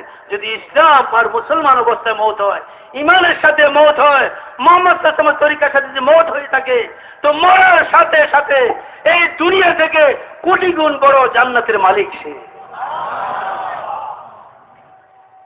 শত শত ফেরেশতা তার রূহকে অভ্যর্থনা জানাবার জন্য, স্বাগতম জানাবার জন্য ভিন্ন ভিন্ন রকমের সুগন্ধযুক্ত এবং ভিন্ন রঙের ফুল নিয়ে দুই কাতারে দাঁড়িয়ে তার রূহকে অভ্যর্থনা জানাবে, স্বাগতম জানাবে, ইস্তেকবাল জানাবে। আসমানের দরজা তার জন্য খুলে দেওয়া হবে, খুলো দরজা। ওই ব্যক্তির ছেলে, ওই ব্যক্তির স্বামী, তার রূহ বলে মারহাবা মারহাবা, আসমানের দরজা খুলে যাবে একের পর এক। প্রথম আসমান, দ্বিতীয় আসমান, তৃতীয় আসমান, চতুর্থ, পঞ্চম, ষষ্ঠ, সপ্তম আসমান বেদ করে সিদরাতুল মুনতাহা সোজা চলে যাবে আর সে আজিমের রূহ, সোজা গিয়ে আল্লাহর সামনে সেজদে অবনত হয়ে যাবে, আল্লাহর সামনে সেজদে অবনত হয়ে যাবে। ফেরেশতারা বলবে তার রূহ বের করার সময়, ইয়া আইয়াতুহান নাফসুল মুতমাইন্নাহ ইরজিই ইলা রাব্বিকা রাদিয়াতাম মারদিয়া ফাদখুলি ফি ইবাদি ওয়াদখুলি জান্নাতি। ও নফসে মুতমাইন্না, সারা জীবন আল্লাহ রাসূলের উপর তুমি ইতমিনান ছিল, তোমার ইতমিনান ছিল, সুখে দুঃখে কষ্টে, না খায়ে পেট ভরা অবস্থায় আর চিন্তাযুক্ত অবস্থায়, চিন্তামুক্ত অবস্থায়, সুস্থ অবস্থায়, অসুস্থ অবস্থায়, খোদা যখন যে অবস্থায় তোমার রাখছে, আল্লাহ যে হালতে রাখছে, হার হালতে আল্লাহর নাফরমানি করো নাই, আল্লাহর হুকুমতে নবীর তরিকার মধ্যে জীবন যাপন করছো। আসো, তুমি আল্লাহর উপর সন্তুষ্ট হয়ে গেছো, আল্লাহ তোমার উপর সন্তুষ্ট হয়ে গেছে। বেরিয়ে আসো, এই দুনিয়ার সংকীর্ণ জীবন থেকে বেরিয়ে আসো, এই ছোট্ট শরীর থেকে বেরিয়ে আসো, আর মহান আল্লাহর বিশাল জান্নাতের দিকে চলে যাও। আর কোনো বাধা নাই তোমার জন্য। আল্লাহ বলবেন, হে আমার বান্দা, সারা জীবন না দেখে আমার ইবাদত করেছো, সারা জীবন না দেখে আমার রোজা রেখেছো, সারা জীবন আমাকে না দেখে আমার হুকুম আকাম মানে চলেছো, হালাল হারামের তমিজ করে চলেছো, সুন্নত তরিকা চলেছো, মানুষের ঠাট্টা বিদ্রুপ সহ্য করেছো, হাসি তামাশা সহ্য করেছো। তোমার বয়সে সব ছেলেদের বিয়ে হয়ে গেছে, তোমার বিয়ে হয় না, তোমার কেউ মেয়ে দেয় না। কেন এত বড় দাঁড়িয়ে চাপ দাড়ি, এই দাড়ি দেখে কোনো মাইয়া রাজি হয় না। গরিব বাপরে বাপ, এত দাড়ি, এই বেটার কাছে থাকবো কেমনে? সারা দুনিয়ার সব ছেলেদের চাকরি হয় বিদেশে, অস্ট্রেলিয়াতে, তারা ডিগ্রি নিয়ে যায়, তারা বিভিন্ন রকমের বৃত্তি নিয়ে যায়। তোমার বৃত্তির চিঠি যখন গেল, তো ওইখান থেকে চিঠি আসছে, তোমার ফটো দিয়ে দেখা যায় দাড়ি আছে, দাড়ি কামাই আসো না, আমাদের দেশে তোমার এন্ট্রেন্স হবে না। সারা জীবন তুমি সব যাতনা সহ্য করেছো। মা বলেছে, বাপ বলেছে, একবার কাটি ফেললাম, চাকরিটা পাইলে পরে আবার রাখিস, বলে না না, একবার নয়, 1 সেকেন্ডের জন্য পারবো না। আমি এই মুখের উপর খুর নিতে পারবো না, আমি খোদাদ্রোহিতা করতে পারবো না, আমি রসুলের বিরোধিতা করতে পারবো না, এই মুখের উপর আমি খুর নিতে পারবো না। আমি সুন্নত রেখেছি, যদি তোমরা আমাকে ত্যাগ করো, ত্যাগ করে দাও, না খায় জীবন কাটবে আমার, মরুভূমিতে জীবন চলবে আমার, গাছতলায় আমার হবে অবস্থান, আমি কোনো পরোয়া করি না, কিন্তু মোহাম্মদ সাল্লাল্লাহু আলাইহি ওয়াসাল্লামের তরিকার খেলাফ আমি চলতে পারবো না। আর যদি আল্লাহ আমাদের কোনোদিন তৌফিক দেয়, দুনিয়া আমার কাছে আসে, তো তোমাদের ঋণ শোধ করে দিব আমি। যদি এই তোমার জীবন হয়, এই জীবনের যদি ইসলামী জীবনের এই তোমার বুনিয়াদ হয়ে থাকে, তো তুমি যেখানেই থাকো না কেন, যে অবস্থায় মরো না কেন, তুমি কাবিয়া, কোনো ভয় নাই।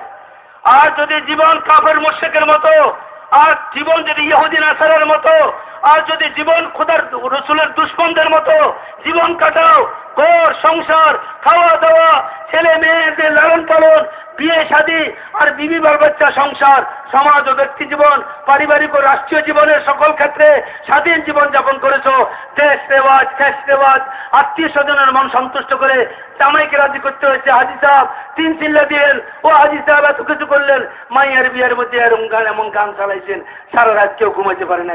করতাম কি, জামাইয়ের করে কোন রকম রাজি করেন গেল না। জামাইরে রাজি করলা, খোদারে নারাজ করলা, জামাইরে রাজি করলা, নবীরে নারাজ করলা।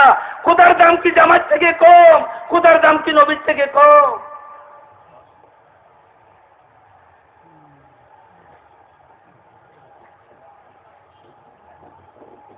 জামাইকে রাজি করলা। আরে বিয়ের দিন মাওলানা ইলিয়াস রহমতুল্লাহ এক বিবাহের মধ্যে গেছেন। কে? এক বিবাহের মধ্যে আত্মীয় স্বজনের দাওয়াতে শুনি বিয়ে শাদীতে যাইতে চান না, অনেক শর্ত সাপেক্ষে যান। আর তিনি বলেনও গেলে যে আমি গেলে শর্ত হলো যে বিয়ের মজলিসের মধ্যে যারা থাকবে সবাইকে আমি কিছু কথা বলবো, দাওয়াত দিব, এই সুযোগ আমাকে দিতে হবে, না হয় আমি যাব না। যারা নিত তারা এসব শর্ত মাইনা নিত। উনি বিয়ের মধ্যে যাইয়া দেখলেন যে দুলার চেহারা মুসলমানের মতো না, ধনীদের বিবাহ। আজ ধনীদের বিবাহতে যত নাফরমানি হয়, এক একজন ধনীর ছেলে এবং মেয়ের বিয়েতে 10 বছরে ওই এলাকায় এত নাফরমানি হয় না, এক রাত্রে যাও। এই পরিমাণ খোদাকে নারাজ করে, তো ওই সমস্ত বিয়ে টিকবো কিভাবে? তাই আজকে তালাকের প্রবণতা বেশি, বিবাহ বিচ্ছেদের ঘটনা বেশি। আল্লাহর নারাজি যেখানে, আল্লাহর আযাব যেখানে, আল্লাহর গুসা যে বিয়ের উপরে, আল্লাহর আযাব যেখানে, শান্তি কোথা থেকে আসবো সেখানে?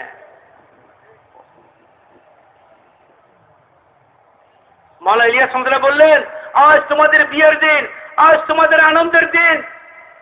এই বিয়ের দিনে সবাইকে খুশি করা হয়, কাউকে নারাজ করে না।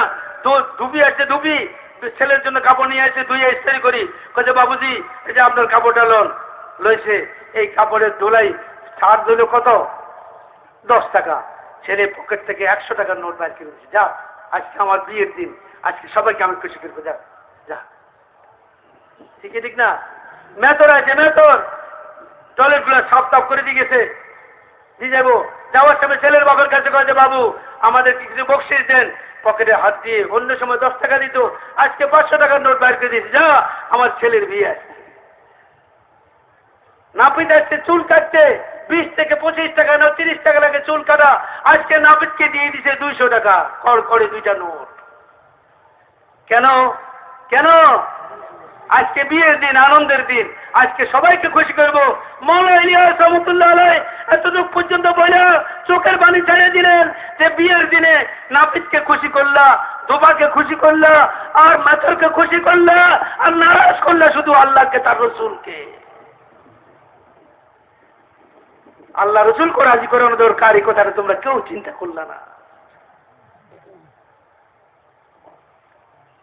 মুসলমান মুসলমান লোক গণনার মুসলমান, গণনার মুসলমান নয়, প্রকৃত মুসলমান হইতে হবে। তবলিগের মেহনত হলো প্রকৃত মুসলমান বানানোর মেহনত। আর প্রকৃত মুসলমান হইতে পারবে না কোন মানুষ যতক্ষণ পর্যন্ত প্রকৃত মুমিন না হবে। সে ঈমান তার মজবুত না হবে খোদার ওয়াদার উপরে, খোদার শক্তির উপরে, খোদার বরত্বের উপরে, আল্লাহ তাআলার কুদরতের উপরে, আল্লাহর মহত্বের উপরে যতক্ষণ পর্যন্ত 100 ভাগ ইয়াকিন অন্তরের মধ্যে পয়দা না হয়ে যাবে, ততক্ষণ পর্যন্ত খোদার হুকুমের উপর চলা সহজ হবে না। না দোস্ত, ঈমান কত দুর্বল আছে মুসলমানদের। আজ সমাজের মধ্যে, একটা সমাজে কত লোক বাস করে, সেই আবাদ সমাজের কত পার্সেন্ট, কত শতাংশ নামাজ পড়ে? বালেক পুরুষ মেয়ে, এটা বলেন। এই নর্থ সিটিতে কত মুসলমানের আবাদি আছে, বালেক মেয়ে পুরুষের সংখ্যা কি পরিমাণ আছে? এবং এদের শতকরা কতজন নামাজি 5 ওয়াক্ত নামাজ পড়ে? 5% নয়, 5% লোক নামাজ পড়ে না। অথচ নামাজ ঈমানের পরে সবচেয়ে বড় হুকুম আল্লাহ তাআলা। এবং একজন মুসলমান কাফের হয়ে গেলে, নাউযুবিল্লাহ, মুরতাদ হয়ে গেলে, ইসলাম থেকে বাইরে যাওয়াটা যত বড় গুনাহ, তারপরে সবচেয়ে বড় গুনাহ মুসলমানের নামাজ ছেড়ে দেওয়া। বলে যে নামাজ ছেড়ে দিও, ইসলামের সীমাতেই সে নাই।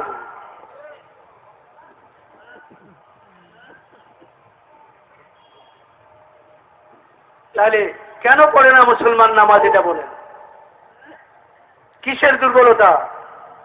কিসের দুর্বলতা? ঈমানের দুর্বলতা। ঈমান মানুষকে আমলের উপর চালায়, ঈমান মানুষের জিন্দেগির সহি রোগের উপর চালায়। চুরি করার থেকে কে বাঁচায়? ঈমানই শক্তি বাঁচায়। যখন ভিতরে বিশ্বাস থাকে যে আল্লাহ দেখতেছেন, কে দেখতেছে, তো চুরি করতে পারবে না। সে পারবে? কারো পকেটে হাত দিতে পারবে? কারো মাল চুরি করে নিতে পারবে? সরকারি মালের খেয়ানত করতে পারবে? সরকার গাড়ি দিছে তারে অফিসে আসার জন্য। কোথায় আসার জন্য? অফিসে আসার জন্য। সে ওর পোলা 14 গোষ্ঠীর এই গাড়িতে ঘুরায়, নিউ মার্কেটে যায়, তবলিগে যায়, তবলিগে গেলেও যায় যাবো না, হারাম হারাম। সরকারি কামের জন্য দিচ্ছে এটা। কি কামের জন্য? সরকারি কামের জন্য। এর পেট্রোল খরচ সরকার বহন করতেছে।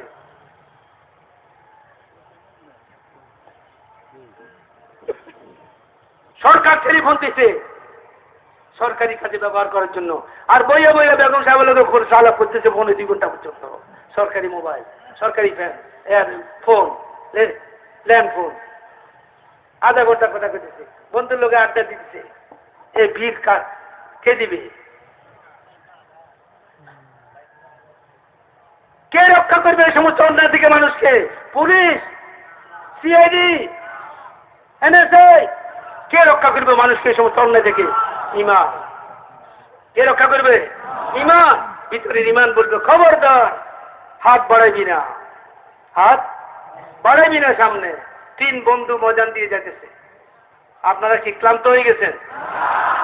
না, অসুবিধা হলে ছাইড়া দিন। আজান টাজান শুনছেন, সবাই যে উঠাউঠি শুরু করছেন। নামাজ তো আমরাও পড়বো ইনশাআল্লাহ।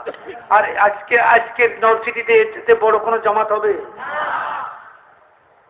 যত বড় জমাত তত কবুলের আশা বেশি। 3 বন্ধু যাইতেছে, হঠাৎ ঝড় শুরু হয়ে গেল। কি শুরু হলো? মরুভূমিতে ঝড় শুরু হয়ে গেল। ঝড়ের পিড়ায়, বৃষ্টি আর ঝড় দুইটা গেলেও জঙ্গল, পাহাড়ের ভিতরে, পাহাড়ের মধ্যে যায় দেখে একটা বড় গর্ত, একটা বড় গর্ত। ঢুকে পড়লো 3 বন্ধু গর্তের ভিতরে। আপাতত ঢুক, বস, ঝড় বন্ধ হোক। কিন্তু ঝড় বন্ধ হলো না, বৃষ্টিও শুরু হলো।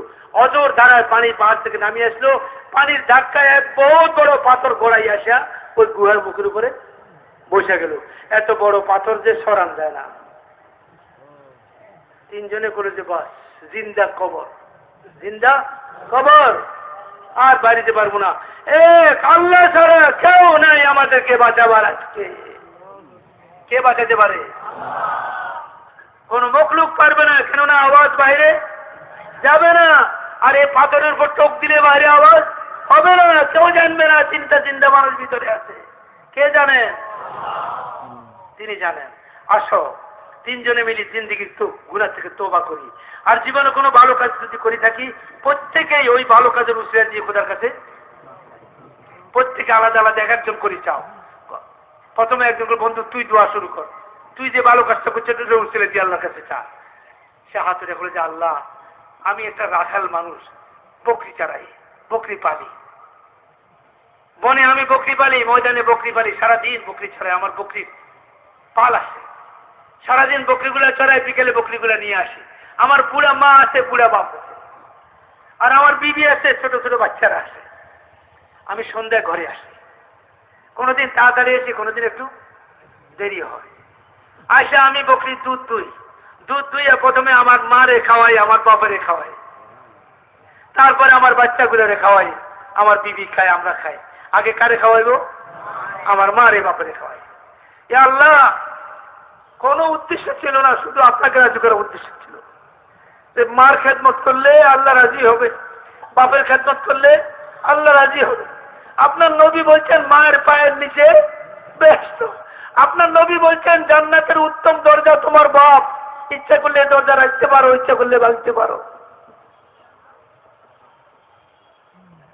আল্লাহ, শুধু আপনাকে রাজি করার জন্য খেদমতটা করছি। একদিন ঘটনা চক্রে আমি মাঠের থেকে আসতে দেরি হয়ে গেছে। আসা দেখি আমার বুড়া মা বাপ ক্ষুধায় কাতর হইয়া ঘুমাই গেছে, বাচ্চারাও ক্ষুধার কারণে কাঁদতেছে। আমি দুধ দুইয়া এনে খুলাম যে অসম্ভব কথা, আমার জীবনে কোনোদিন আমার মা বাপের না খাওয়াই আমরা খাই নাই। যত তোরা খান খান, অসুবিধা নাই, কিন্তু আমি মা বাপের খাওয়ান ছাড়া খাওয়াবো না। আল্লাহ, আমি দুধ লইয়া ওদের মাথার কাছে দাঁড়াই রইলাম শিওরে। ওরা ঘুম থেকে উঠছে মধ্যরাত্রে, ওদেরকে জাগায় আমি দুধ পান করাইছি, তারা আবার ঘুমাই গেছে। এরপর আমার বাচ্চাগুলোকে খাওয়াইছি।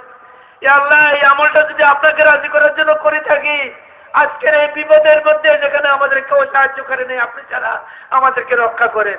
এই বলার সাথে সাথে বাকিরা গুলো আমিন, এই বলার সাথে সাথে পাথরটা সরে গেল, একটু সরে গেল। আলো আসছে, বাতাস আসতেছে, বাইরে মানুষের চলাচল দেখা যেতেছে, সূর্যের আলো দেখা যেতেছে, কিন্তু বাইরে হওয়া যাবে না। আরেকজন গুলো বন্ধু, আবার তুমি হাত উঠা। ওই বন্ধুর কাছে, আল্লাহ, আমার একটা গোলাম ছিল, আমার কাজের জন্য তারা আমি গোলাম কিনছিলাম, রাখছিলাম, আমার কাজ করতো সে। আল্লাহ, একদিন সে আমার না বইলা বেতনও নেয় নাই, বেতনও মাসিক বেতনও নেয় নাই, না বইলা চলে গেছে। আল্লাহ, ওর বেতনটা তো সে পাও না, যেটুকু পরিশ্রম করছে, যে কদিন কাজ করছে, ওই কদিন এটা পাও না সে আমার কাছে। আল্লাহ, আমি কি করবো? বহুত খোঁজ নিয়েছি, খবর নিয়েছি, পাই না। তো ওর টাকাগুলো দিয়ে বকরি কিনলাম, বকরি কিনা মাঠে ছেড়ে দিলাম। এই বকরি বড় হইয়া আরো বকরি দিচ্ছে, বাচ্চা দিচ্ছে, আরো বড় হইয়া আরো বাচ্চা দিচ্ছে। তারপর উট কিনলাম, আর আরো কি কি কিনলাম, বিভিন্ন জানোয়ার কিনলাম। এগুলা সবগুলা মাঠে ময়দানে ছড়তেছে আর বাচ্চা দিতেছে। বিশাল এক পাল, হাজার হাজার উট, ঘোড়া, গরু, বকরি। বহুদিন পরে ওই গোলাম আমার কাছে আসছে। আচ্ছা গো মালিক, আমার চিনছেন? আমি বয়স হয়ে গেছে আমার। গোলাম যে, হ্যাঁ চিনি, তুমি আমার গোলাম আছিল না? বলো, হ্যাঁ আপনার গোলাম আছিলাম। আমি কিছুদিন আপনার কাজ করছিলাম, আপনার কাছে কিছু পাওনা ছিলাম, আমার পাওনাগুলো দিয়ে দেন। আমি বললাম যে, ভাই আল্লাহ তোর উপর রহম করুক, তুই কোথায় ছিলি? এত তালাশ করলাম। এই যে মাঠ ভরা হাজার হাজার গরু দেখতেছ না, ছাগল দেখতেছ, তোর দেখতেছ, সব তোর। মালিক, দুইটা থাপ্পড় দেন, একটা লাত্তি মারেন, একটা কিল দেন, ঠাট্টা করেন না আমার সাথে। আমি কয়েকদিনের বেতন বা আমারও পয়সাগুলো দেন, না দিবার হলে কম দিবেন না, ঠাট্টা করার দরকার নেই। এটা একটা কথা হইলো। আমি বাবু আপনার কাছে 10 দিন, আর আপনি আমার কোন মাঠ বাড়াবো কি, ওগুলো তোর। এটা একটা কথা হইলো। গরিবের সাথে সবাই এরকম ব্যবহার করে। আমি গরিব পাইছেন তো, এই জন্য আপনারা তো ধনী, এই জন্য আপনারা কইতে পারেন। রিক্সাওয়ালারা গায়ে বেড়া, চুপ কথা কবি, যা 10 টাকা নেয় কেন? নবাবের পুত সলিমুল্লাহ 10 টাকা দিবেন কে? জামাটা তো বানাইছেন খুব খাড়া ইস্তারি করে জামা। ঈদের সময় কিনছিলেন 42,000 টাকা দিয়া, পাঞ্জাবিটা কিনছিলেন কত দিয়ে কিনছে? ঈদের ফুটানি দেখাইবো 42,000 টাকা দিয়ে জামা কিনে। 500 টাকা দিয়ে জামা কিনা যায় না? 1,000 টাকা দিয়ে জামা কিনা যায় না? 2,000 টাকা দিয়ে জামা কিনা যায় না? আর 40,000 কোন 40টা গরিব পরিবারকে দেওয়া যায় না? ফুটানি দেখাতে দিতে পারে 42,000 টাকার জামা গায়ে দেন, 12,000 টাকার জুতা গায়ে দেন, জুতা পায়ে দেন প্যাকেজ আছে। আর রিক্সাওয়ালারে 10 টাকা দিকে তো খুব চুপ কথা কবি না বেটা, এখানে ভাড়া 10 টাকা যা। রিক্সাওয়ালাকে হুজুর 10 টাকা হলে তো আমি আইতাম না, আপনি আমার রিক্সা উঠতে করছেন, আমার সাথে দরাদরি করছেন, আমি 20 টাকা কম আইতাম না, এখানে যান আল্লাহ বিচার করব। যা জালিম কোথাকার, রিক্সাওয়ালা 10 টাকা খাইলি 10 লাখ টাকাও কুলাবি না, খোদা তোরে আমার পেরেশানির মধ্যে ফেলাইব। দুনিয়াও বিগড়েবে, আখিরাতও খোদা বিগড়েবে। রিক্সাওয়ালার অধিকার আছে তোর কাছে 50 টাকা দেওয়ার অধিকার আছে, যেহেতু তুই মুলামুলি করলি না কেন আগে থেকে। ঠিক না? গায়ের জোরে চালাবি, গায়ের জোরে দুনিয়াতে চলে, আখিরাতে চলবে না। দুনিয়া তো সব জায়গায় চলে না, মাঝে মধ্যে চলে, সব সময় চলে না। সব সময় যদি চলতো তো জালিমরা সারা দুনিয়াটাকে চুইসা খাইতো। আল্লাহ তাআলার কাছে কিছু ঝাড়ু আছে, কি আছে? আল্লাহর ঝাড়ু দেখছে? আল্লাহর ঝাড়ু অনেক বড়, আল্লাহর ঝাড়ু অনেক বড়। একবার ঝাড়ু এত বড়, এক ঝাড়ু দিলে পুরো দুনিয়া সাফ হয়ে যাবে। আর বলে ঝাড়ু কত বড়। আল্লাহ তাআলা এক এক সময় ঝাড়ু ব্যবহার করতেন। একবার ব্যবহার করছিলেন ফেরাউনের উপরে ঝাড়ু, এক ঝাড়ু দিয়ে ফেরাউনের গোষ্ঠীকে সাফ করে দিচ্ছেন। কিছুদিন আগে খোদাই ঝাড়ু ব্যবহার করছিলেন সারা দুনিয়ার সবচেয়ে টেকনোলজি দিক দিয়ে উন্নত এক দেশের উপরে ঝাড়ু ব্যবহার করছিলেন। এমন ব্যবহার করছেন ওই দেশের ক্ষমতা নিবেল আর কেউ তৈরি হয় না। যারে ফাটায় সে ওরে বাপ রে বাপ, যে ঝাড়ু দিচ্ছে এই দেশ সামলানো আমার পক্ষে সম্ভব না বাবা, একবারে লন্ডভন্ড হয়ে গেছে। এত বড় জাহাজ, রাত্রে পানিতে খোদা হুকুম দিলেন নিচে নাম, জাহাজ নোংর করা কিনারে, পানিতে খোদা হুকুম দিলেন কই নাম? নিচে নাম। চট্টগ্রামের দিকে পানি উপরে উঠতেছে, ওরা চিল্লা ওরে বাবারে পানি আইতেছে, আর এখানে পানি দেখো তুই নিচে নাম। নামছে বিশাল জাহাজ, পানির নামার সাথে সাথে নিচে। আল্লাহ সারা দুনিয়ার নিজাম কার হাতে? আল্লাহ তাআলার হাতে। আল্লাহ মানুষকে পরীক্ষা করার জন্য দুনিয়াতে কিছু ক্ষমতা দিয়েছেন। মানুষ এই ক্ষমতার কারণে অন্ধ হয়ে গেছে আর মনে করে সে করতেছে। কেউ করতেছে না, কে করতেছেন? আল্লাহ করতেছেন, আল্লাহ করতেছেন। ওবার বলল যে ভাই আমি তোমার সাথে ঠাট্টা করছি না, এগুলো তোমার পাওনা, এইভাবে তোমার টাকাটা আমি কাজে ব্যবসায় খাটাইছি। এ আল্লাহ, এই লোকটা এমন কৃপণ ছিল, সে সমস্ত উটগুলা, বকরিগুলা, ছাগলগুলা সব লইয়া গেছে, আমারে একটাও দিয়ে দেয় নাই। আমি নারাজও হইনি খাদা, আমি এই খেদমতটা করছি কি জন্য? এ আল্লাহ আপনাকে রাজি করার জন্য। তার হকটা আদায় করছি, তার আমানতটা তাকে ফিরিয়ে দিচ্ছি। আল্লাহ আমার এই আমলটা যদি আপনার পছন্দ হয়ে থাকে, আজকের এই মহা বিপদ থেকে আমাদেরকে বাঁচাই দেন। এই বলতে তিনজনে কয় আমিন, তো পাথরে কয় কি চলে গেল। এখনো বাইরে যেতে পারে না, আলো হয়ে গেছে, খুব পরিষ্কার হয়ে গেছে। আর জনকে ভাই এবার তোমার নম্বর, তুমি কো তোমার জীবনে কোনো ভালো আমল আছে নি কো। ও দাঁড়ায় কয় যে আল্লাহ আমি যুবক ছিলাম, কি ছিলাম? যৌবনের নেশায় আমি অন্ধ ছিলাম। যৌবনও থাকে আর যদি পয়সাও থাকে, যৌবনও থাকে আর পয়সাও থাকে, তাহলে তো পাগলা ঘোড়া। তাহলে কি পাগলা ঘোড়া? লেগম নাই, হুন্ডার উপরে তৈরি 100 মাইল স্পিডে হুন্ডা চালাচ্ছে, ভু করি তিনজনের ফালাই দিচ্ছে, অসুবিধা নাই। অমুকের ছেলে যাও তিনজনের হাসপাতালে যা খরচা যা লাগে দিয়ে দিব। আরে খরচা কি লাগে খবর পাইবি ওই দিন যেদিন হুন্ডা তোর গাড়ির উপর চালাই দেওয়া হবে। তো হুন্ডা কিরকম কষ্ট লাগে সেদিন কার পাইবি। পয়সা আর যৌবন যদি একসাথে হয় তো পাগলা ঘোড়া। ওদা পাগলা ঘোড়া ছিলাম একদিন, যৌবন ছিল ভরা, টকটকে গোলাপের মতো ছিল জীবন, সুন্দর ছিলাম, রক্ত চলাচল দেখা যেত বাইরে থেকে। সুশ্রী ছিলাম, সবকিছু ছিলাম, যৌবন ছিল ভরা। এ খোদা, যৌবনের হাউস এত পুরা ছিল, মনে হয় যেন এখনই ছিলকে পড়ে যাবে পানি বাইরে। আর তার সাথে খোদা মালও দিছিল তুমি, অজস্র মাল। আমার এক চাস্ত বোন ছিল গরিব, ওরা চাস্ত বোনটা ছিল সুন্দরী, এত সুন্দরী, মনে হয় যেন তুমি কুদরতের হাত দিয়ে তার মুখটা বানাইছিলা, চেহারাটা সাজাইছিলা। মনটা আমার কাড়ি নিল। সে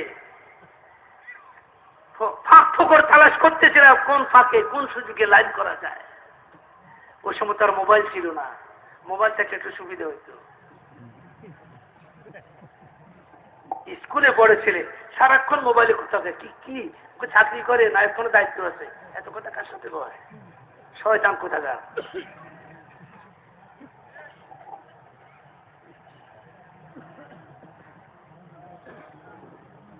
খোদা, যৌবনের নেশায় পড়ে গেছিলাম, অন্ধ ছিলাম কিন্তু মুসলমান ছিলাম, ঈমান ছিল ভিতরে যদিও দুর্বল ছিল। তোমার প্রতি বিশ্বাস ছিল, কিয়ামতের দিনের উপর বিশ্বাস ছিল, হিসাব কিতাবের বিশ্বাস ছিল, কিন্তু দুর্বল ছিল। যৌবনের তাড়না আমি আমার ঈমানের উপরে উৎসাহ করতেছিল, আমাকে দিশাহারা করে দিছিল যৌবন। যেদিকে তাকায় শুধু গোলাপি গোলাপ দেখা যায়, খালি কালোরও লাল দেখা যায়। যৌবনের চশমা যখন চোখে লাগায় তো কালো কালো সাদা, কালো সাদা দেখায়, সব এক রং দেখায়। আল্লাহ, আমার চাস্ত বোন একদিন হঠাৎ নিজে আমার কাছে, আমার ঘরে আসে উপস্থিত। বললাম যে কি রে, কি জন্য আসছিস? বলে ভাইয়া বড় বিপদে পড়ছি, আব্বা অসুস্থ, কত মা অসুস্থ, চিকিৎসা করার কোনো পয়সাও নাই আমাদের কাছে, আমরা তো গরিব জানিস, কিছু পয়সা ধার দিতে পারবি? কোনো সময় আল্লাহ তৌফিক দিলে আদায় করে দিব। বললাম যে যা, যে জিনিসটা চাইছিলাম সারা জীবন, যে সুযোগটা আসে গেল আমার সামনে। বললাম যে পয়সা দিতে হবে না, কত লাগবে বল, নিয়ে যা, তবে আমার একটা ইচ্ছা আছে যেটা পূরণ করতে হবে তোকে, আমার একটা স্বাদ আছে পূরণ করতে হবে তোকে। বলে কি স্বাদ? বলে তোকে চাই, আমি একটু ভোগ করতে চাই তোর যৌবনটা, দিবি সে অধিকার অন্যায় ভাবে, বিবাহের মাধ্যমে নয়। দেব না পাগলা গোড়া, যৌবনও আছে, পয়সাও আছে। ওই মেয়ের অভাব আর গরিবী অনেক সময় মানুষকে সবকিছু ভুলে যায়, অভাব মানুষকে তছনছ করে দেয়। হুজুর সাল্লাল্লাহু আলাইহি ওয়াসাল্লাম দোয়া করছেন, আল্লাহুম্মা ইন্নী আউযু বিকা মিন কুল্লি আমালিন ইউখজিনি ওয়া আউযু বিকা মিন কুল্লি সাহিবিন ইউযিনি ওয়া আউযু বিকা মিন কুল্লি আমালিন ইউলহিনি ওয়া আউযু বিকা মিন কুল্লি ফাকরিন ইউনসিনি ওয়া আউযু বিকা মিন কুল্লি গানাইন ইউতগিনি। হে আল্লাহ, এমন আমল থেকে তোমার কাছে আশ্রয় চাই যে আমল আমাকে দুনিয়া আখিরাতে লজ্জিত করে দিবে। হে আল্লাহ, এমন বন্ধু থেকে তোমার কাছে আশ্রয় চাই যে বন্ধু আমাকে দুনিয়া আখিরাতে লজ্জিত করবে, শরম দিয়ে দিবে। হে আল্লাহ, এমন আশা থেকে তোমার কাছে পানা চাই যে আশা আকাঙ্ক্ষা আমাকে লজ্জিত করবে, আমাকে গাফলতের মধ্যে ফেলে দিবে। এমন বন্ধু থেকে তোমার কাছে পানা চাই যে বন্ধু আমাকে কষ্ট দিবে। হে আল্লাহ, এমন অভাব গরিবী থেকে তোমার কাছে পানা চাই যে অভাব আমার সবকিছু ভুলে দিবে, আমি যে মুসলমান এটাও ভুলে যাব অভাবের কারণে। আজ বেশিরভাগ মানুষ নাফরমানি করে অভাবের কারণে, আর বেশিরভাগ মানুষ নাফরমানি করে ধনাঢ্যতার কারণে, পয়সার কারণে। এই জন্য হুজুর দোয়া শিখেছেন, বেশি অভাব থেকেও পানা চাও আর বেশি ধনাঢ্যতা থেকেও। এ আল্লাহ, ওই ধনাঢ্যতা থেকে তোমার কাছে পানা চাই, ওই সচ্ছলতা থেকে তোমার কাছে পানা চাই যে সচ্ছলতা মানুষকে নাফরমান করে।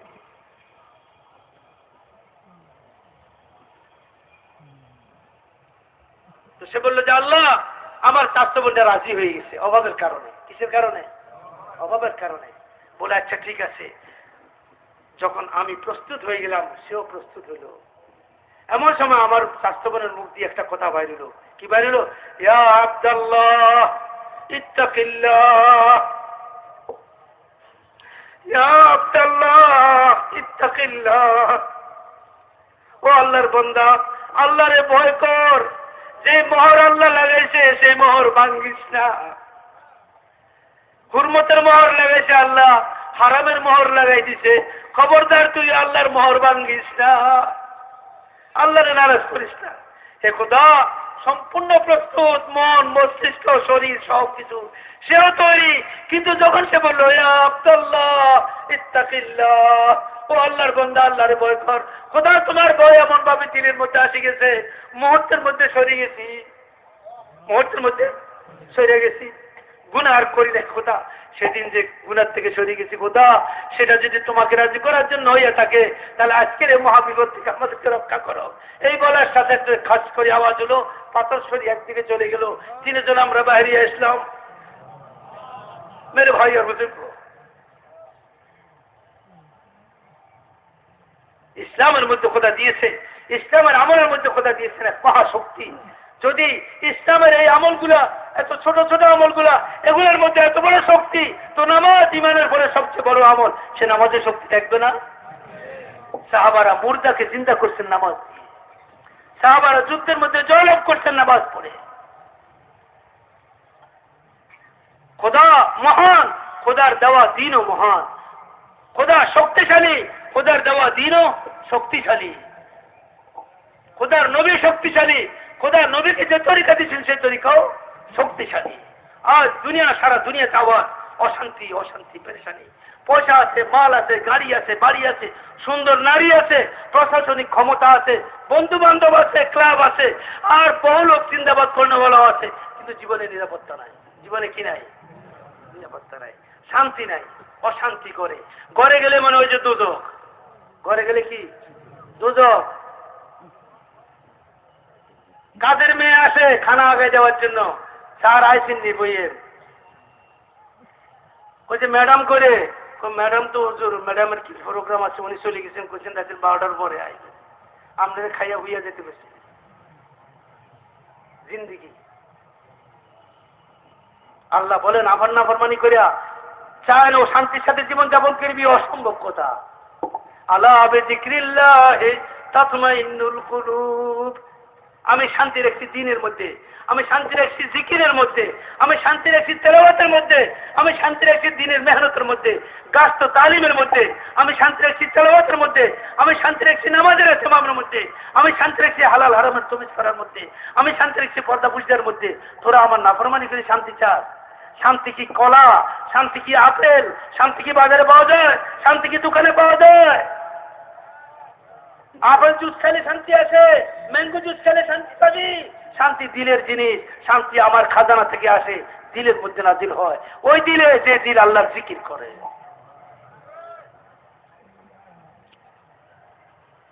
দুনিয়াতে দুনিয়া শান্তি চায়, কসম খোদার, সারা দুনিয়া উন্নতি করতে করতে করতে করতে মহাকাশ সাজা বাড়াইবে, মহাকাশ আর গ্রহগুলা সব সব দেখে বাড়াইবে, আর জমিনের নিচেও তালাশ করতে করতে সাবমেরিন দিয়ে আর উন্নত মেশিন দিয়ে সমুদ্রের তলদেশে চলে যাবে, সারা পৃথিবী ছানে বাড়াইবে। কসম খোদার, শান্তি কোথাও পাবে না, শান্তি আল্লাহর কাছে, শান্তি মোহাম্মদ সাল্লাল্লাহু তরিকায়, শান্তি ইসলামের মধ্যে, শান্তি ইমানের মধ্যে, শান্তি আল্লাহর হুকুম মানার মধ্যে রয়েছে, কোথাও আসবে না। এর জন্য ইসলামকে, ইসলাম এর জন্য বলা হয় ইসলাম মানে শান্তি। मेरे भाई और बुजुर्गो, दावत और तबलीगের মেহনত হলো ওই ইসলামকে জিন্দা করার মেহনত, ওই দ্বীনকে জিন্দা করার মেহনত। আজ সারা দুনিয়াতে অশান্তি আর পেরেশানি, দ্বীন না থাকার কারণে, ইসলাম না থাকার কারণে। ইসলাম নামে আছে, আমাদের কিছুই নাই।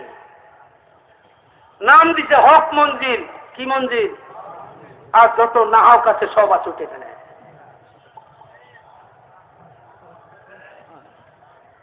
কথা বুঝছেন? নাম দিতে হাজি মেনশন, কিন্তু যত যত নাফরমানি আছে সব ওদের ভিতরে আছে। নাম দিতে ইসলামী ফার্মেসি, কিন্তু বেচে সব হারাম হারাম জিনিস, ইসলামী ফার্মেসি। কথা বুঝছেন?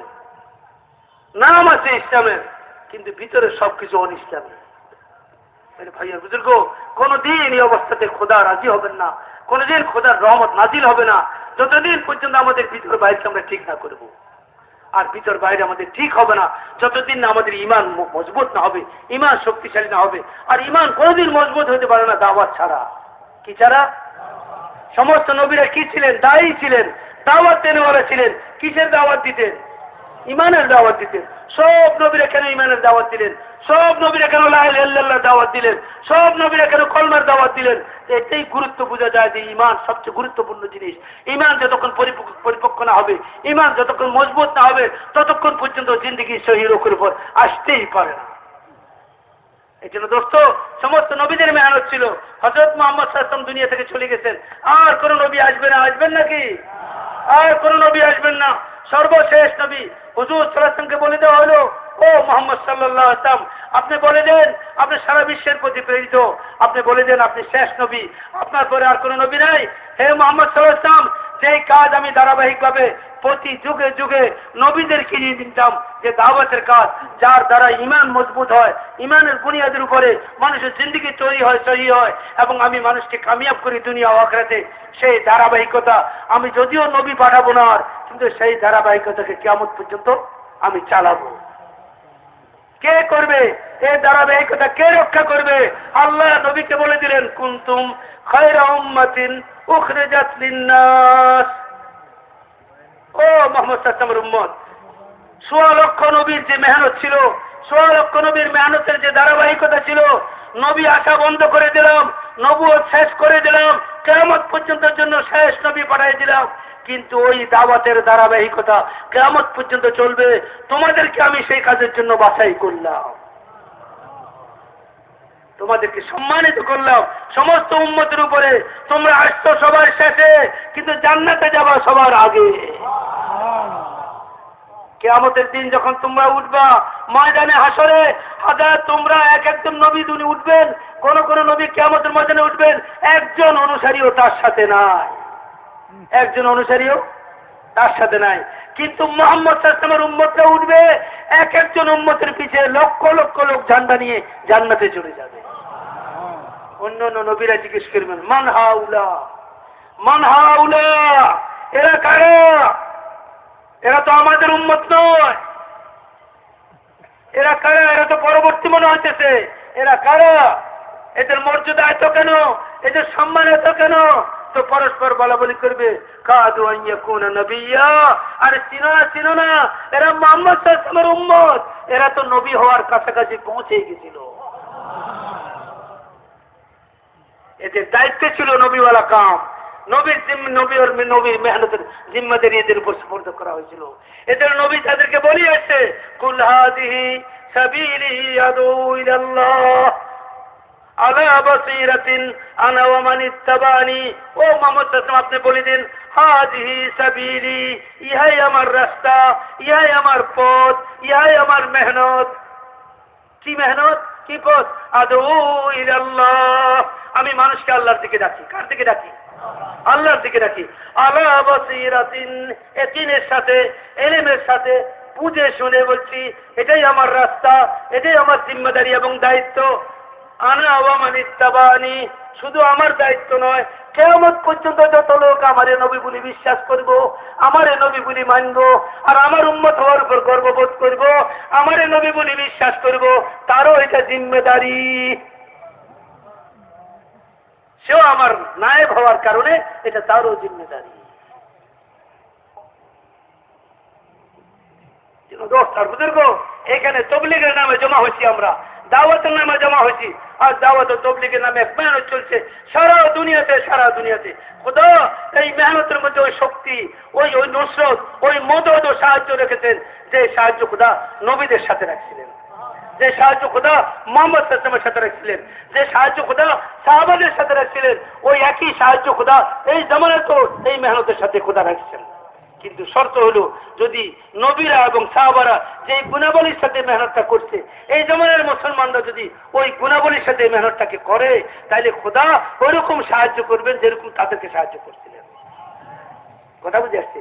এখন এই তবলিগের চিল্লার জন্য যাওয়া হলো ওই গুণাবলীগুলো হাসিল করার জন্য, ওই গুণাবলীগুলা হাসিল করার জন্য। তবলিগের কাজ এখনো শুরু হয় নাই, তবলিগের কাজ এখনো শুরু হয় নাই, দাওয়াতের কাম এখনো শুরু হয় নাই, এখনো ওয়ারিং চলতেছে। কি চলতেছে? ওয়ারিং চলতেছে। এক একজন মুসলমানকে সত্যিকার মুসলমান আগে বানাইতে হবে, কারণ যে দাওয়াত দিবে সে আদর্শ হইতে হবে। কি হইতে হবে? আদর্শ হইতে হবে। তাকে দেখে লোক চলবে।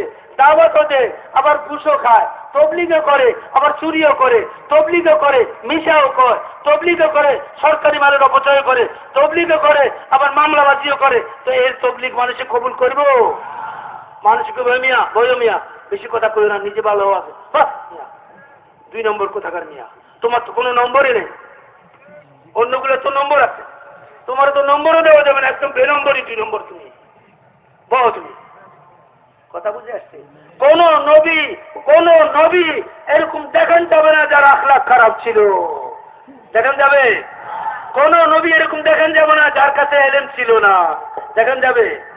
কোন নবী এরকম ছিল না যিনি হারাম করছে, হারাম কাজে লিপ্ত হয়েছেন। কোন নবী এরকম ছিল না যিনি মিথ্যা কথা বলছেন, ধোঁকাবাজি করছেন। কোন নবী এরকম ছিল না যে আল্লাহর হুকুম নষ্ট করছেন। এই জন্য দায়ী যে হবে, দাওয়াত কাম যে করতে হবে, তাকে কি হইতে হবে? আদর্শ হইতে হবে, নমুনা হইতে হবে। এখন যত মেহনত চলতেছে নমুনা হওয়ার, কেউ যদি 3 শিলা দিয়া আর লম্বা পাগড়ি আর জুব্বা লাগাইয়া একবারে মাদ্রাসার সাইকুল হাদিসের মতো চেহারা, মনে ধোঁকা খাইয়েন না, শয়তানের ধোঁকা না দিতে যে আপনি কিছু হয়ে গেছেন। কিচ্ছু হন নাই, কিচ্ছু হন নাই। আপনি এখনো হওয়ার পথে আছেন, হওয়ার পথে লাগিয়ে আছেন। যেদিন হইবেন সেদিন আপনি বুঝবেন না, আল্লাহ ফয়সালা করে ফেলে বসে দিন। 313 জন, কয়জন? 313 জন। পায়ে জুতা নাই, মাথায় টুপি নাই, পেটে ভাত নাই, গায়ে কাপড় নাই, হাতে অস্ত্র নাই, সওয়ারি নাই, বদরের ময়দানে উপস্থিত। কোথায়? তাদের মোকাবেলায় 1000 সুসজ্জিত সৈন্য, অস্ত্র, হাতিয়ার আর মেয়েদেরকে নিয়ে আসে, নাচি গায়া তাদেরকে উৎসাহিত করবে। ওই সমস্ত সুন্দরী মেয়েদেরকে নিয়ে আসছে। আর এদিকে অসহায় হুজুর সাল্লাল্লাহু আলাইহি ওয়াসাল্লাম সারা রাত চাদর গায়ে ছিল, একটা ছাপড়ার নিচে বইয়া বইয়া হাত উঠেছেন, হাত উঠে করতেছেন, ইয়া হাইয়্যু ইয়া কাইয়্যুম, ইয়া হাইয়্যু ইয়া কাইয়্যুম, ইয়া হাইয়্যু ইয়া কাইয়্যুম বিরহমাতিকা নাস্তাগীথ।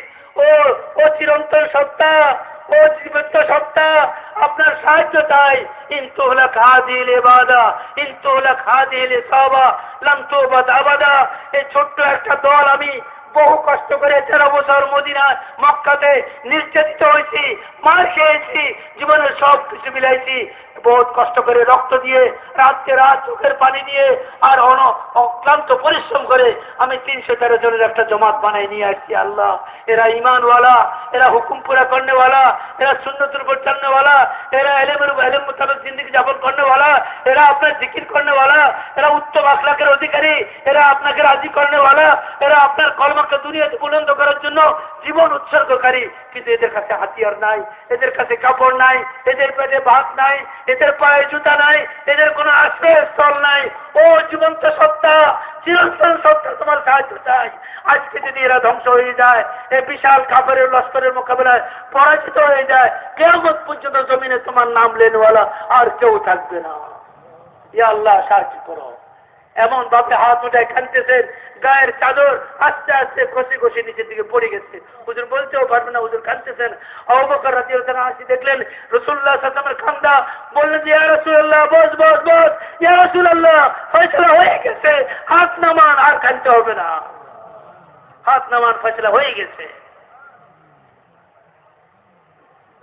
হুজুর সাল্লাল্লাহু আলাইহি ওয়াসাল্লাম ফরমান, এরপরে জিবরাইল এসেছে। কে আসছে? জিবরাইল আসছে। আজ বললেন, হে মুহাম্মদ, আসেন আমার সাথে। আমি গেলাম এই জিবরাইলের সাথে, বদরের ময়দানে আমার হাতে হাতে দেখাইল, এখানে আবু জেহেল খতম হবে, এখানে উতবা খতম হবে, এখানে সাইবা খতম হবে। বড় বড় 70 জন সরদার নেতৃত্ব দিতেছে কাফেরদের, তাদের নাম লইয়া লইয়া বলেন, এখানে অমুক, এখানে অমুক, এখানে অমুক খতম হবে। আল্লাহু আকবার। আল্লাহ তাআলা আয়াত নাযিল করলেন, ও মুমিনরা, মন ভাঙিও না, ভীত হইও না, তোমাদের কাছে অস্ত্র নাই, তোমাদের কাছে হাতিয়ার নাই, কোনো অসুবিধা নাই, আল্লাহ তোমাদের সাথে আছে, আমি আছি তোমাদের সাথে।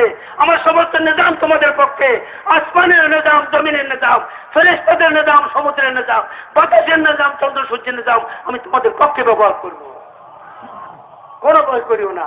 যার ক্ষুধা আছে তার সব আছে, যার ক্ষুধা নাই তার কিচ্ছু নাই। আমি 5000 ফেরেশতা পাঠাইতেছি শুধু তোমাদের মনের শক্তি যোগাবার জন্য। জয় আমি দিব তোমাদেরকে। এক সাহাবী আছে, ইয়া রাসূলুল্লাহ, আমার কাছে যুদ্ধ করার কিচ্ছু নাই, হাতিয়ার নাই। হুজুর সাল্লাল্লাহু আলাইহি ওয়াসাল্লাম গাছের ডাল, খেজুর গাছের ডাল একটা লইয়া ভাঙ্গা করে যে দাঁড় ল, ওই সাহাবি ধরলেন তো ঝকঝকে এক তরবারি, ধারালো তরবারি। চল আব্বাস রাদিয়াল্লাহু তাআলা আনহু, হুজুরের চাচা, আদরের চাচা, বড় চাচা, উনার বয়সে বড়, হুজুরের বড়, লম্বা চূড়া, বিশাল দেহ শরীর, জোরে আওয়াজ দিলে 3 মাইল পর্যন্ত যায় আওয়াজ। আব্বাস, ওই আব্বাসের এক আনসারি সাহাবি, খাটো আনসারি সাহাবি, খাটো ছিলেন নি, বাচ্চা বেটে খাটো, ওই বেড়ায় হযরত আব্বাসের হাত দুটা বান্ধা কোমরের মধ্যে রশি লাগাইয়া ও লইয়া আইতেছে, ওই বেটা যে লইয়া আইতেছে হে হযরত আব্বাসের কোমরের কাছে এর মাথা, হযরত আব্বাসের কোমরের কাছে মাথা লইয়া আছে, আইয়া কয় ইয়া রাসূলুল্লাহ, এরে আমি বন্দী করছি, এর হাতিয়ার, এর গায়ের পোশাক যা আছে এগুলোর মালিক আমি। কারণ জিহাদের হুকুম হলো এই, যে যারে বন্দী করবে, যে যারে পরাজিত করবে, তার কাছে যা পাবে ওগুলো তা। এই জন্য আনসারী সাহেব ইয়া রাসূলুল্লাহ, আমি মালিক, ওর তরবারি মালিক আমি, ওর ঢালের মালিক আমি, ওর পোশাকের মালিক আমি, ওরা আমি বান্ধিয়েছি। হুজুর সাল্লাল্লাহু চাচার দিকে তাকাইয়া মাথা নিচু করে বলেছে, আর আব্বাস করতেছে বাতিজা ও আমারে ধরে নাই, যে ধরে আমারে এর কাছে দিছে ও কই? আরে যে ধরে আমারে এর কাছে দিছে হে কই? বলে চাচা ও তো ফেরেশতা ছিল, সারা ময়দান ফেরেশতায় ভরা ছিল, কোন যুদ্ধে ফেরেশতারা সরাসরি লড়াই করে নাই, একমাত্র বদরের যুদ্ধে লড়াই করতে পেরেছে।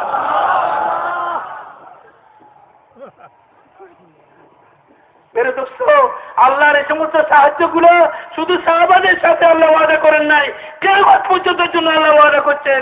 যারা সাহাবাদের নমুনায় মেহনত করবে, সাহাবাদের তরিকায় মেহনত করবে, মুহাম্মদ সাল্লাল্লাহু আলাইহি ওয়াসাল্লামের তরিকায় মেহনত করবে, তাদেরকে খোদা যেভাবে সাহায্য করছেন, কিয়ামত পর্যন্ত খোদা এদেরকে ওইভাবে সাহায্য করবে। দাওয়াত তাবলীগ কারো বাপের ঘরের জিনিস নয়। দাওয়াত তাবলীগ কোন দল নয়, পার্টি নয়। আমরা উম্মত। আমরা কি উম্মত? আমরা দল নই, আমরা পার্টি নই। আমরা ক্ষমতা চাই না, আমরা রাজত্ব চাই না, আমরা জিন্দেগি শোধরাতে চাই। আল্লাহ ওয়াদা করছেন, তোরা যদি জিন্দেগি শোধরাস, তোরা যদি জিন্দেগি ঠিক করস, রাজত্ব আমি তোদেরকে দিব। রাজত্ব কে দে? রাজত্ব কে নে? আল্লাহ বলেন তুই আমি নি আমি। তো তোরা রাজত্ব তুলে বাড়াবাড়ি করিস কা? তো করে যেটা করছে এটা ঠিক কর, রাজত্ব আমি দিব, জমিনের খেলাফত আমি দিব। তোরা ইমান ঠিক কর, আমল ঠিক কর। ইমান আমল ঠিক করার মেহাতের নাম তবলীগ। ইমান আমল ঠিক করার মেহাতের নাম তবলীগ।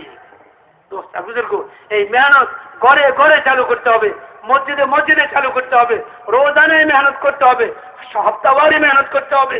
দোস্ত বুজুর্গ, মাসিকে মেহনত করতে হবে, বাৎসরিকে মেহনত করতে হবে, জিন্দগির মাকসাদ বানাইতে হবে। একজন ব্যবসায়ী ব্যবসাকে মাকসাদ বানাইয়া সারা জীবন ব্যবসার টাকা পুরা করে, একজন মুসলমান হুজুর সাল্লাল্লাহু উম্মত হওয়ার কারণে দাওয়াতের মেহনতকে জিন্দগির মাকসাদ বানাইয়া সারা জীবনই মেহনত করবে। ব্যবসা অসুবিধা নাই, ব্যবসা বাধা দেয় না, চাকরিকে বাধা দেয় না, কামাই রুচিতে বাধা নাই, করো সেগুলা, কিন্তু জীবনের উদ্দেশ্য বানাও দাওয়াতকে। জীবনের উদ্দেশ্য কি? দাওয়াত। ইয়া আল্লাহ, আমার জান আমার মাল তোমার, আমার নয়, আমি মালিক নই, আমার কাছে আমানত রাখছো। আমার এই জান আমার এই মাল তোমার দ্বীনের জন্য আমি উৎসর্গ করব। যেখানে তোমার দ্বীনের জন্য দরকার হবে, যেখানে তোমার দ্বীনের জন্য মাল দিতে হয় মাল দিব।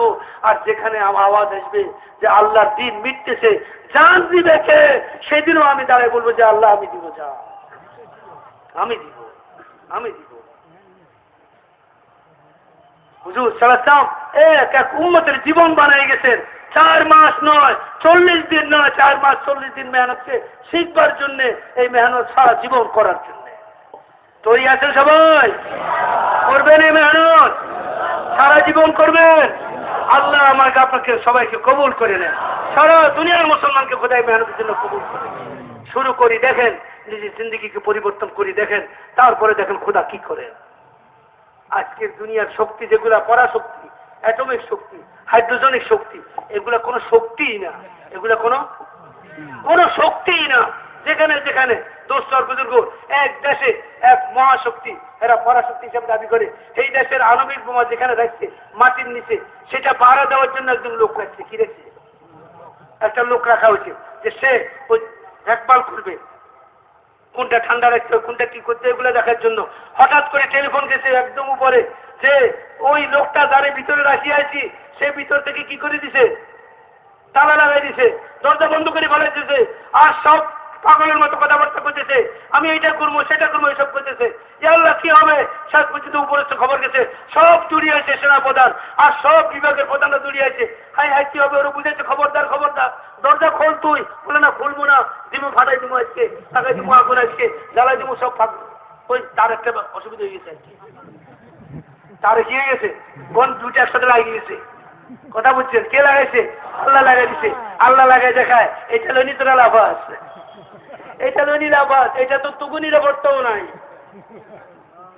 যেটা বানাইছো চন্দ্রে দমাই বেল্লাই, এখন তো নিজের মরণে চোখে দেখতেছ খালি। এখন সারা দুনিয়ার আসেন আসেন বই একসাথে পরামর্শ করে কমায় না, খতম কর খোদা ধরবো, এটা দিয়ে ধরবো খোদায়। ইউসুফ সাহেব রহমতুল্লাহ বলতেন এটম কিচ্ছু করতে পারবে না। মেরে ভাইয়ের বুজুর্গ, বাঘ আর বিড়াল এক, বাঘ আর বিড়াল এক, বাঘের চেহারা বিড়ালের চেহারা এক, বাঘের পাঞ্জা বিড়ালের পাঞ্জা এক, শুধু আকৃতিতে আরে আকারে বড় আর ছোট, আকারে বড় আর ছোট। যেরকম বিড়াল কিচ্ছু করতে পারে না, বাঘও কিছু করতে পারে না। বিড়াল মখলুক তো বাঘও মখলুক। জিন্দা সাপ আর মুর্দা সাপ একই রকম দেখতে, একটা জিন্দা একটা মুর্দা, মুর্দা সাপ কিছু করতে পারে না তো জিন্দা সাপও কিছু করতে পারে না। করনেওয়ালা জাত আল্লাহ, আল্লাহ করবেন। মানে ইস্তেসার মতো বলেন, তোরা কি দাওয়াতের মেহনত কর, দাওয়াতের মেহনত করে ইমান বানা, নামাজ পড়া, জিন্দগিটা সুন্নতর করলো, জিকির তেলাওয়াত কর, জিন্দগিটা নবীর তরিকা লয়ে আয়, সারা মাথা থেকে পা পর্যন্ত শতকরা 100 ভাগ খুদার আহকামাতকে জিন্দা কর। আর এই যোগ্যতার সাথে, এই সিফাত গুণাবলীর সাথে দাওয়াতের মেহনতের মধ্যে খুদার রাস্তা বাইরেও তো ওই যুগে সাহাবাদের যুগে রুম আর পারস্যকে খোদা যেভাবে তছনছ করে দিয়েছে, রুম আর পারস্যের খোদা এমন পিটানি পিটাইছে সাহাবাদেরকে দিয়ে, এরকম পিটাইছে যে কাপড় ফালাই ফেলছে, জুতা ফালাই ফেলছে, পান্ডার ফালাই ফেলছে, বিল্ডিং ফালাই ফেলছে, এমন ভালো ভাগছে পিছনের দিকে তাকা নেই, পিছনের দিকে দেখা নেয়। আরে শোন, ওই সময় রুম পারস্যের যে বড় বড় শক্তি ছিল, আজকের শক্তিও ওই খোদার কাছে একই রকম। খোদারে রাজি কর, জিন্দিগি বানা, আজও খোদার শক্তি যদি তোর পক্ষে আসি যায়, এই দুনিয়ার এসব শক্তি কিচ্ছু না, মশার পরে সমানও নয়, মাছির সমানও নয়, খোদার কাছে কোনো মূল্য রাখে না। খালি জমিনকে করবেন জমে দর তালে মেরে দর, এমন ভাবে ধরবে জমি ভাগতেও পারবে না, ভাগতেও পারবে না, দর জমি নেই। যখন হাওয়াই জাহাজে 36,000 ফিট উপরে, 60,000 ফিট উপরে হাওয়াই জাহাজ উঠতেছে, ও সময় খোদা বাপের ছেলে করবো ধর চারে ফিরে নামতে দিবি না, এখানে শেষ কর। ওই বিমানের আর চিহ্ন পাওয়া যাবে না, ওই বিমানের চিহ্ন পাওয়া যাবে না। মাওলানা ইউসুফ স্যার হতে ফরমান, ইমান বানাও, আমল বানাও, দাওয়াতের মেহনতকে জিন্দেগির মাকসাদ বানাই, সাহাবাদের তরিকা জানমালের কোরবানি রাখাও, খোদার রাস্তায় ঘাটতি কান্দে লইয়া, নিজ জান মাল লইয়া, বিবার বাচ্চা, ব্যবসা বাণিজ্য, চাকরি বাকরি ছাড়া মানুষের দাঁড়ে দাঁড়ে ঘুরো। আল্লাহ বলো, আল্লাহ বলেন, আল্লাহ করেন, আল্লাহ খাওয়ান, আল্লাহর হাতে সবকিছু, আল্লাহর হুকুম মানো, নবীর তরিকা চলো, কামিয়াব হয়ে যাবে। বারবার বলো, মানুষের দাঁড়ে দাঁড়ে বলো, খোদা আজও আসেন যেভাবে আগে ছিলেন, খোদা তোমাদের সাহায্য করবেন, একম আলাদা একম ব্যবহার করবে, খোদা একমকে বিকল করে দিবেন, খোদা একমকে তাদের উপর ফাটাই দিবেন, না জমিনের মধ্যে দশাই দিবেন, না পানির মধ্যে খোদা ডুবাই দিবে, কিচ্ছু করতে পারবে না। জমিন কার হাতে, জমিন কার হাতে, পানি কার হাতে, বাতাস কার হাতে?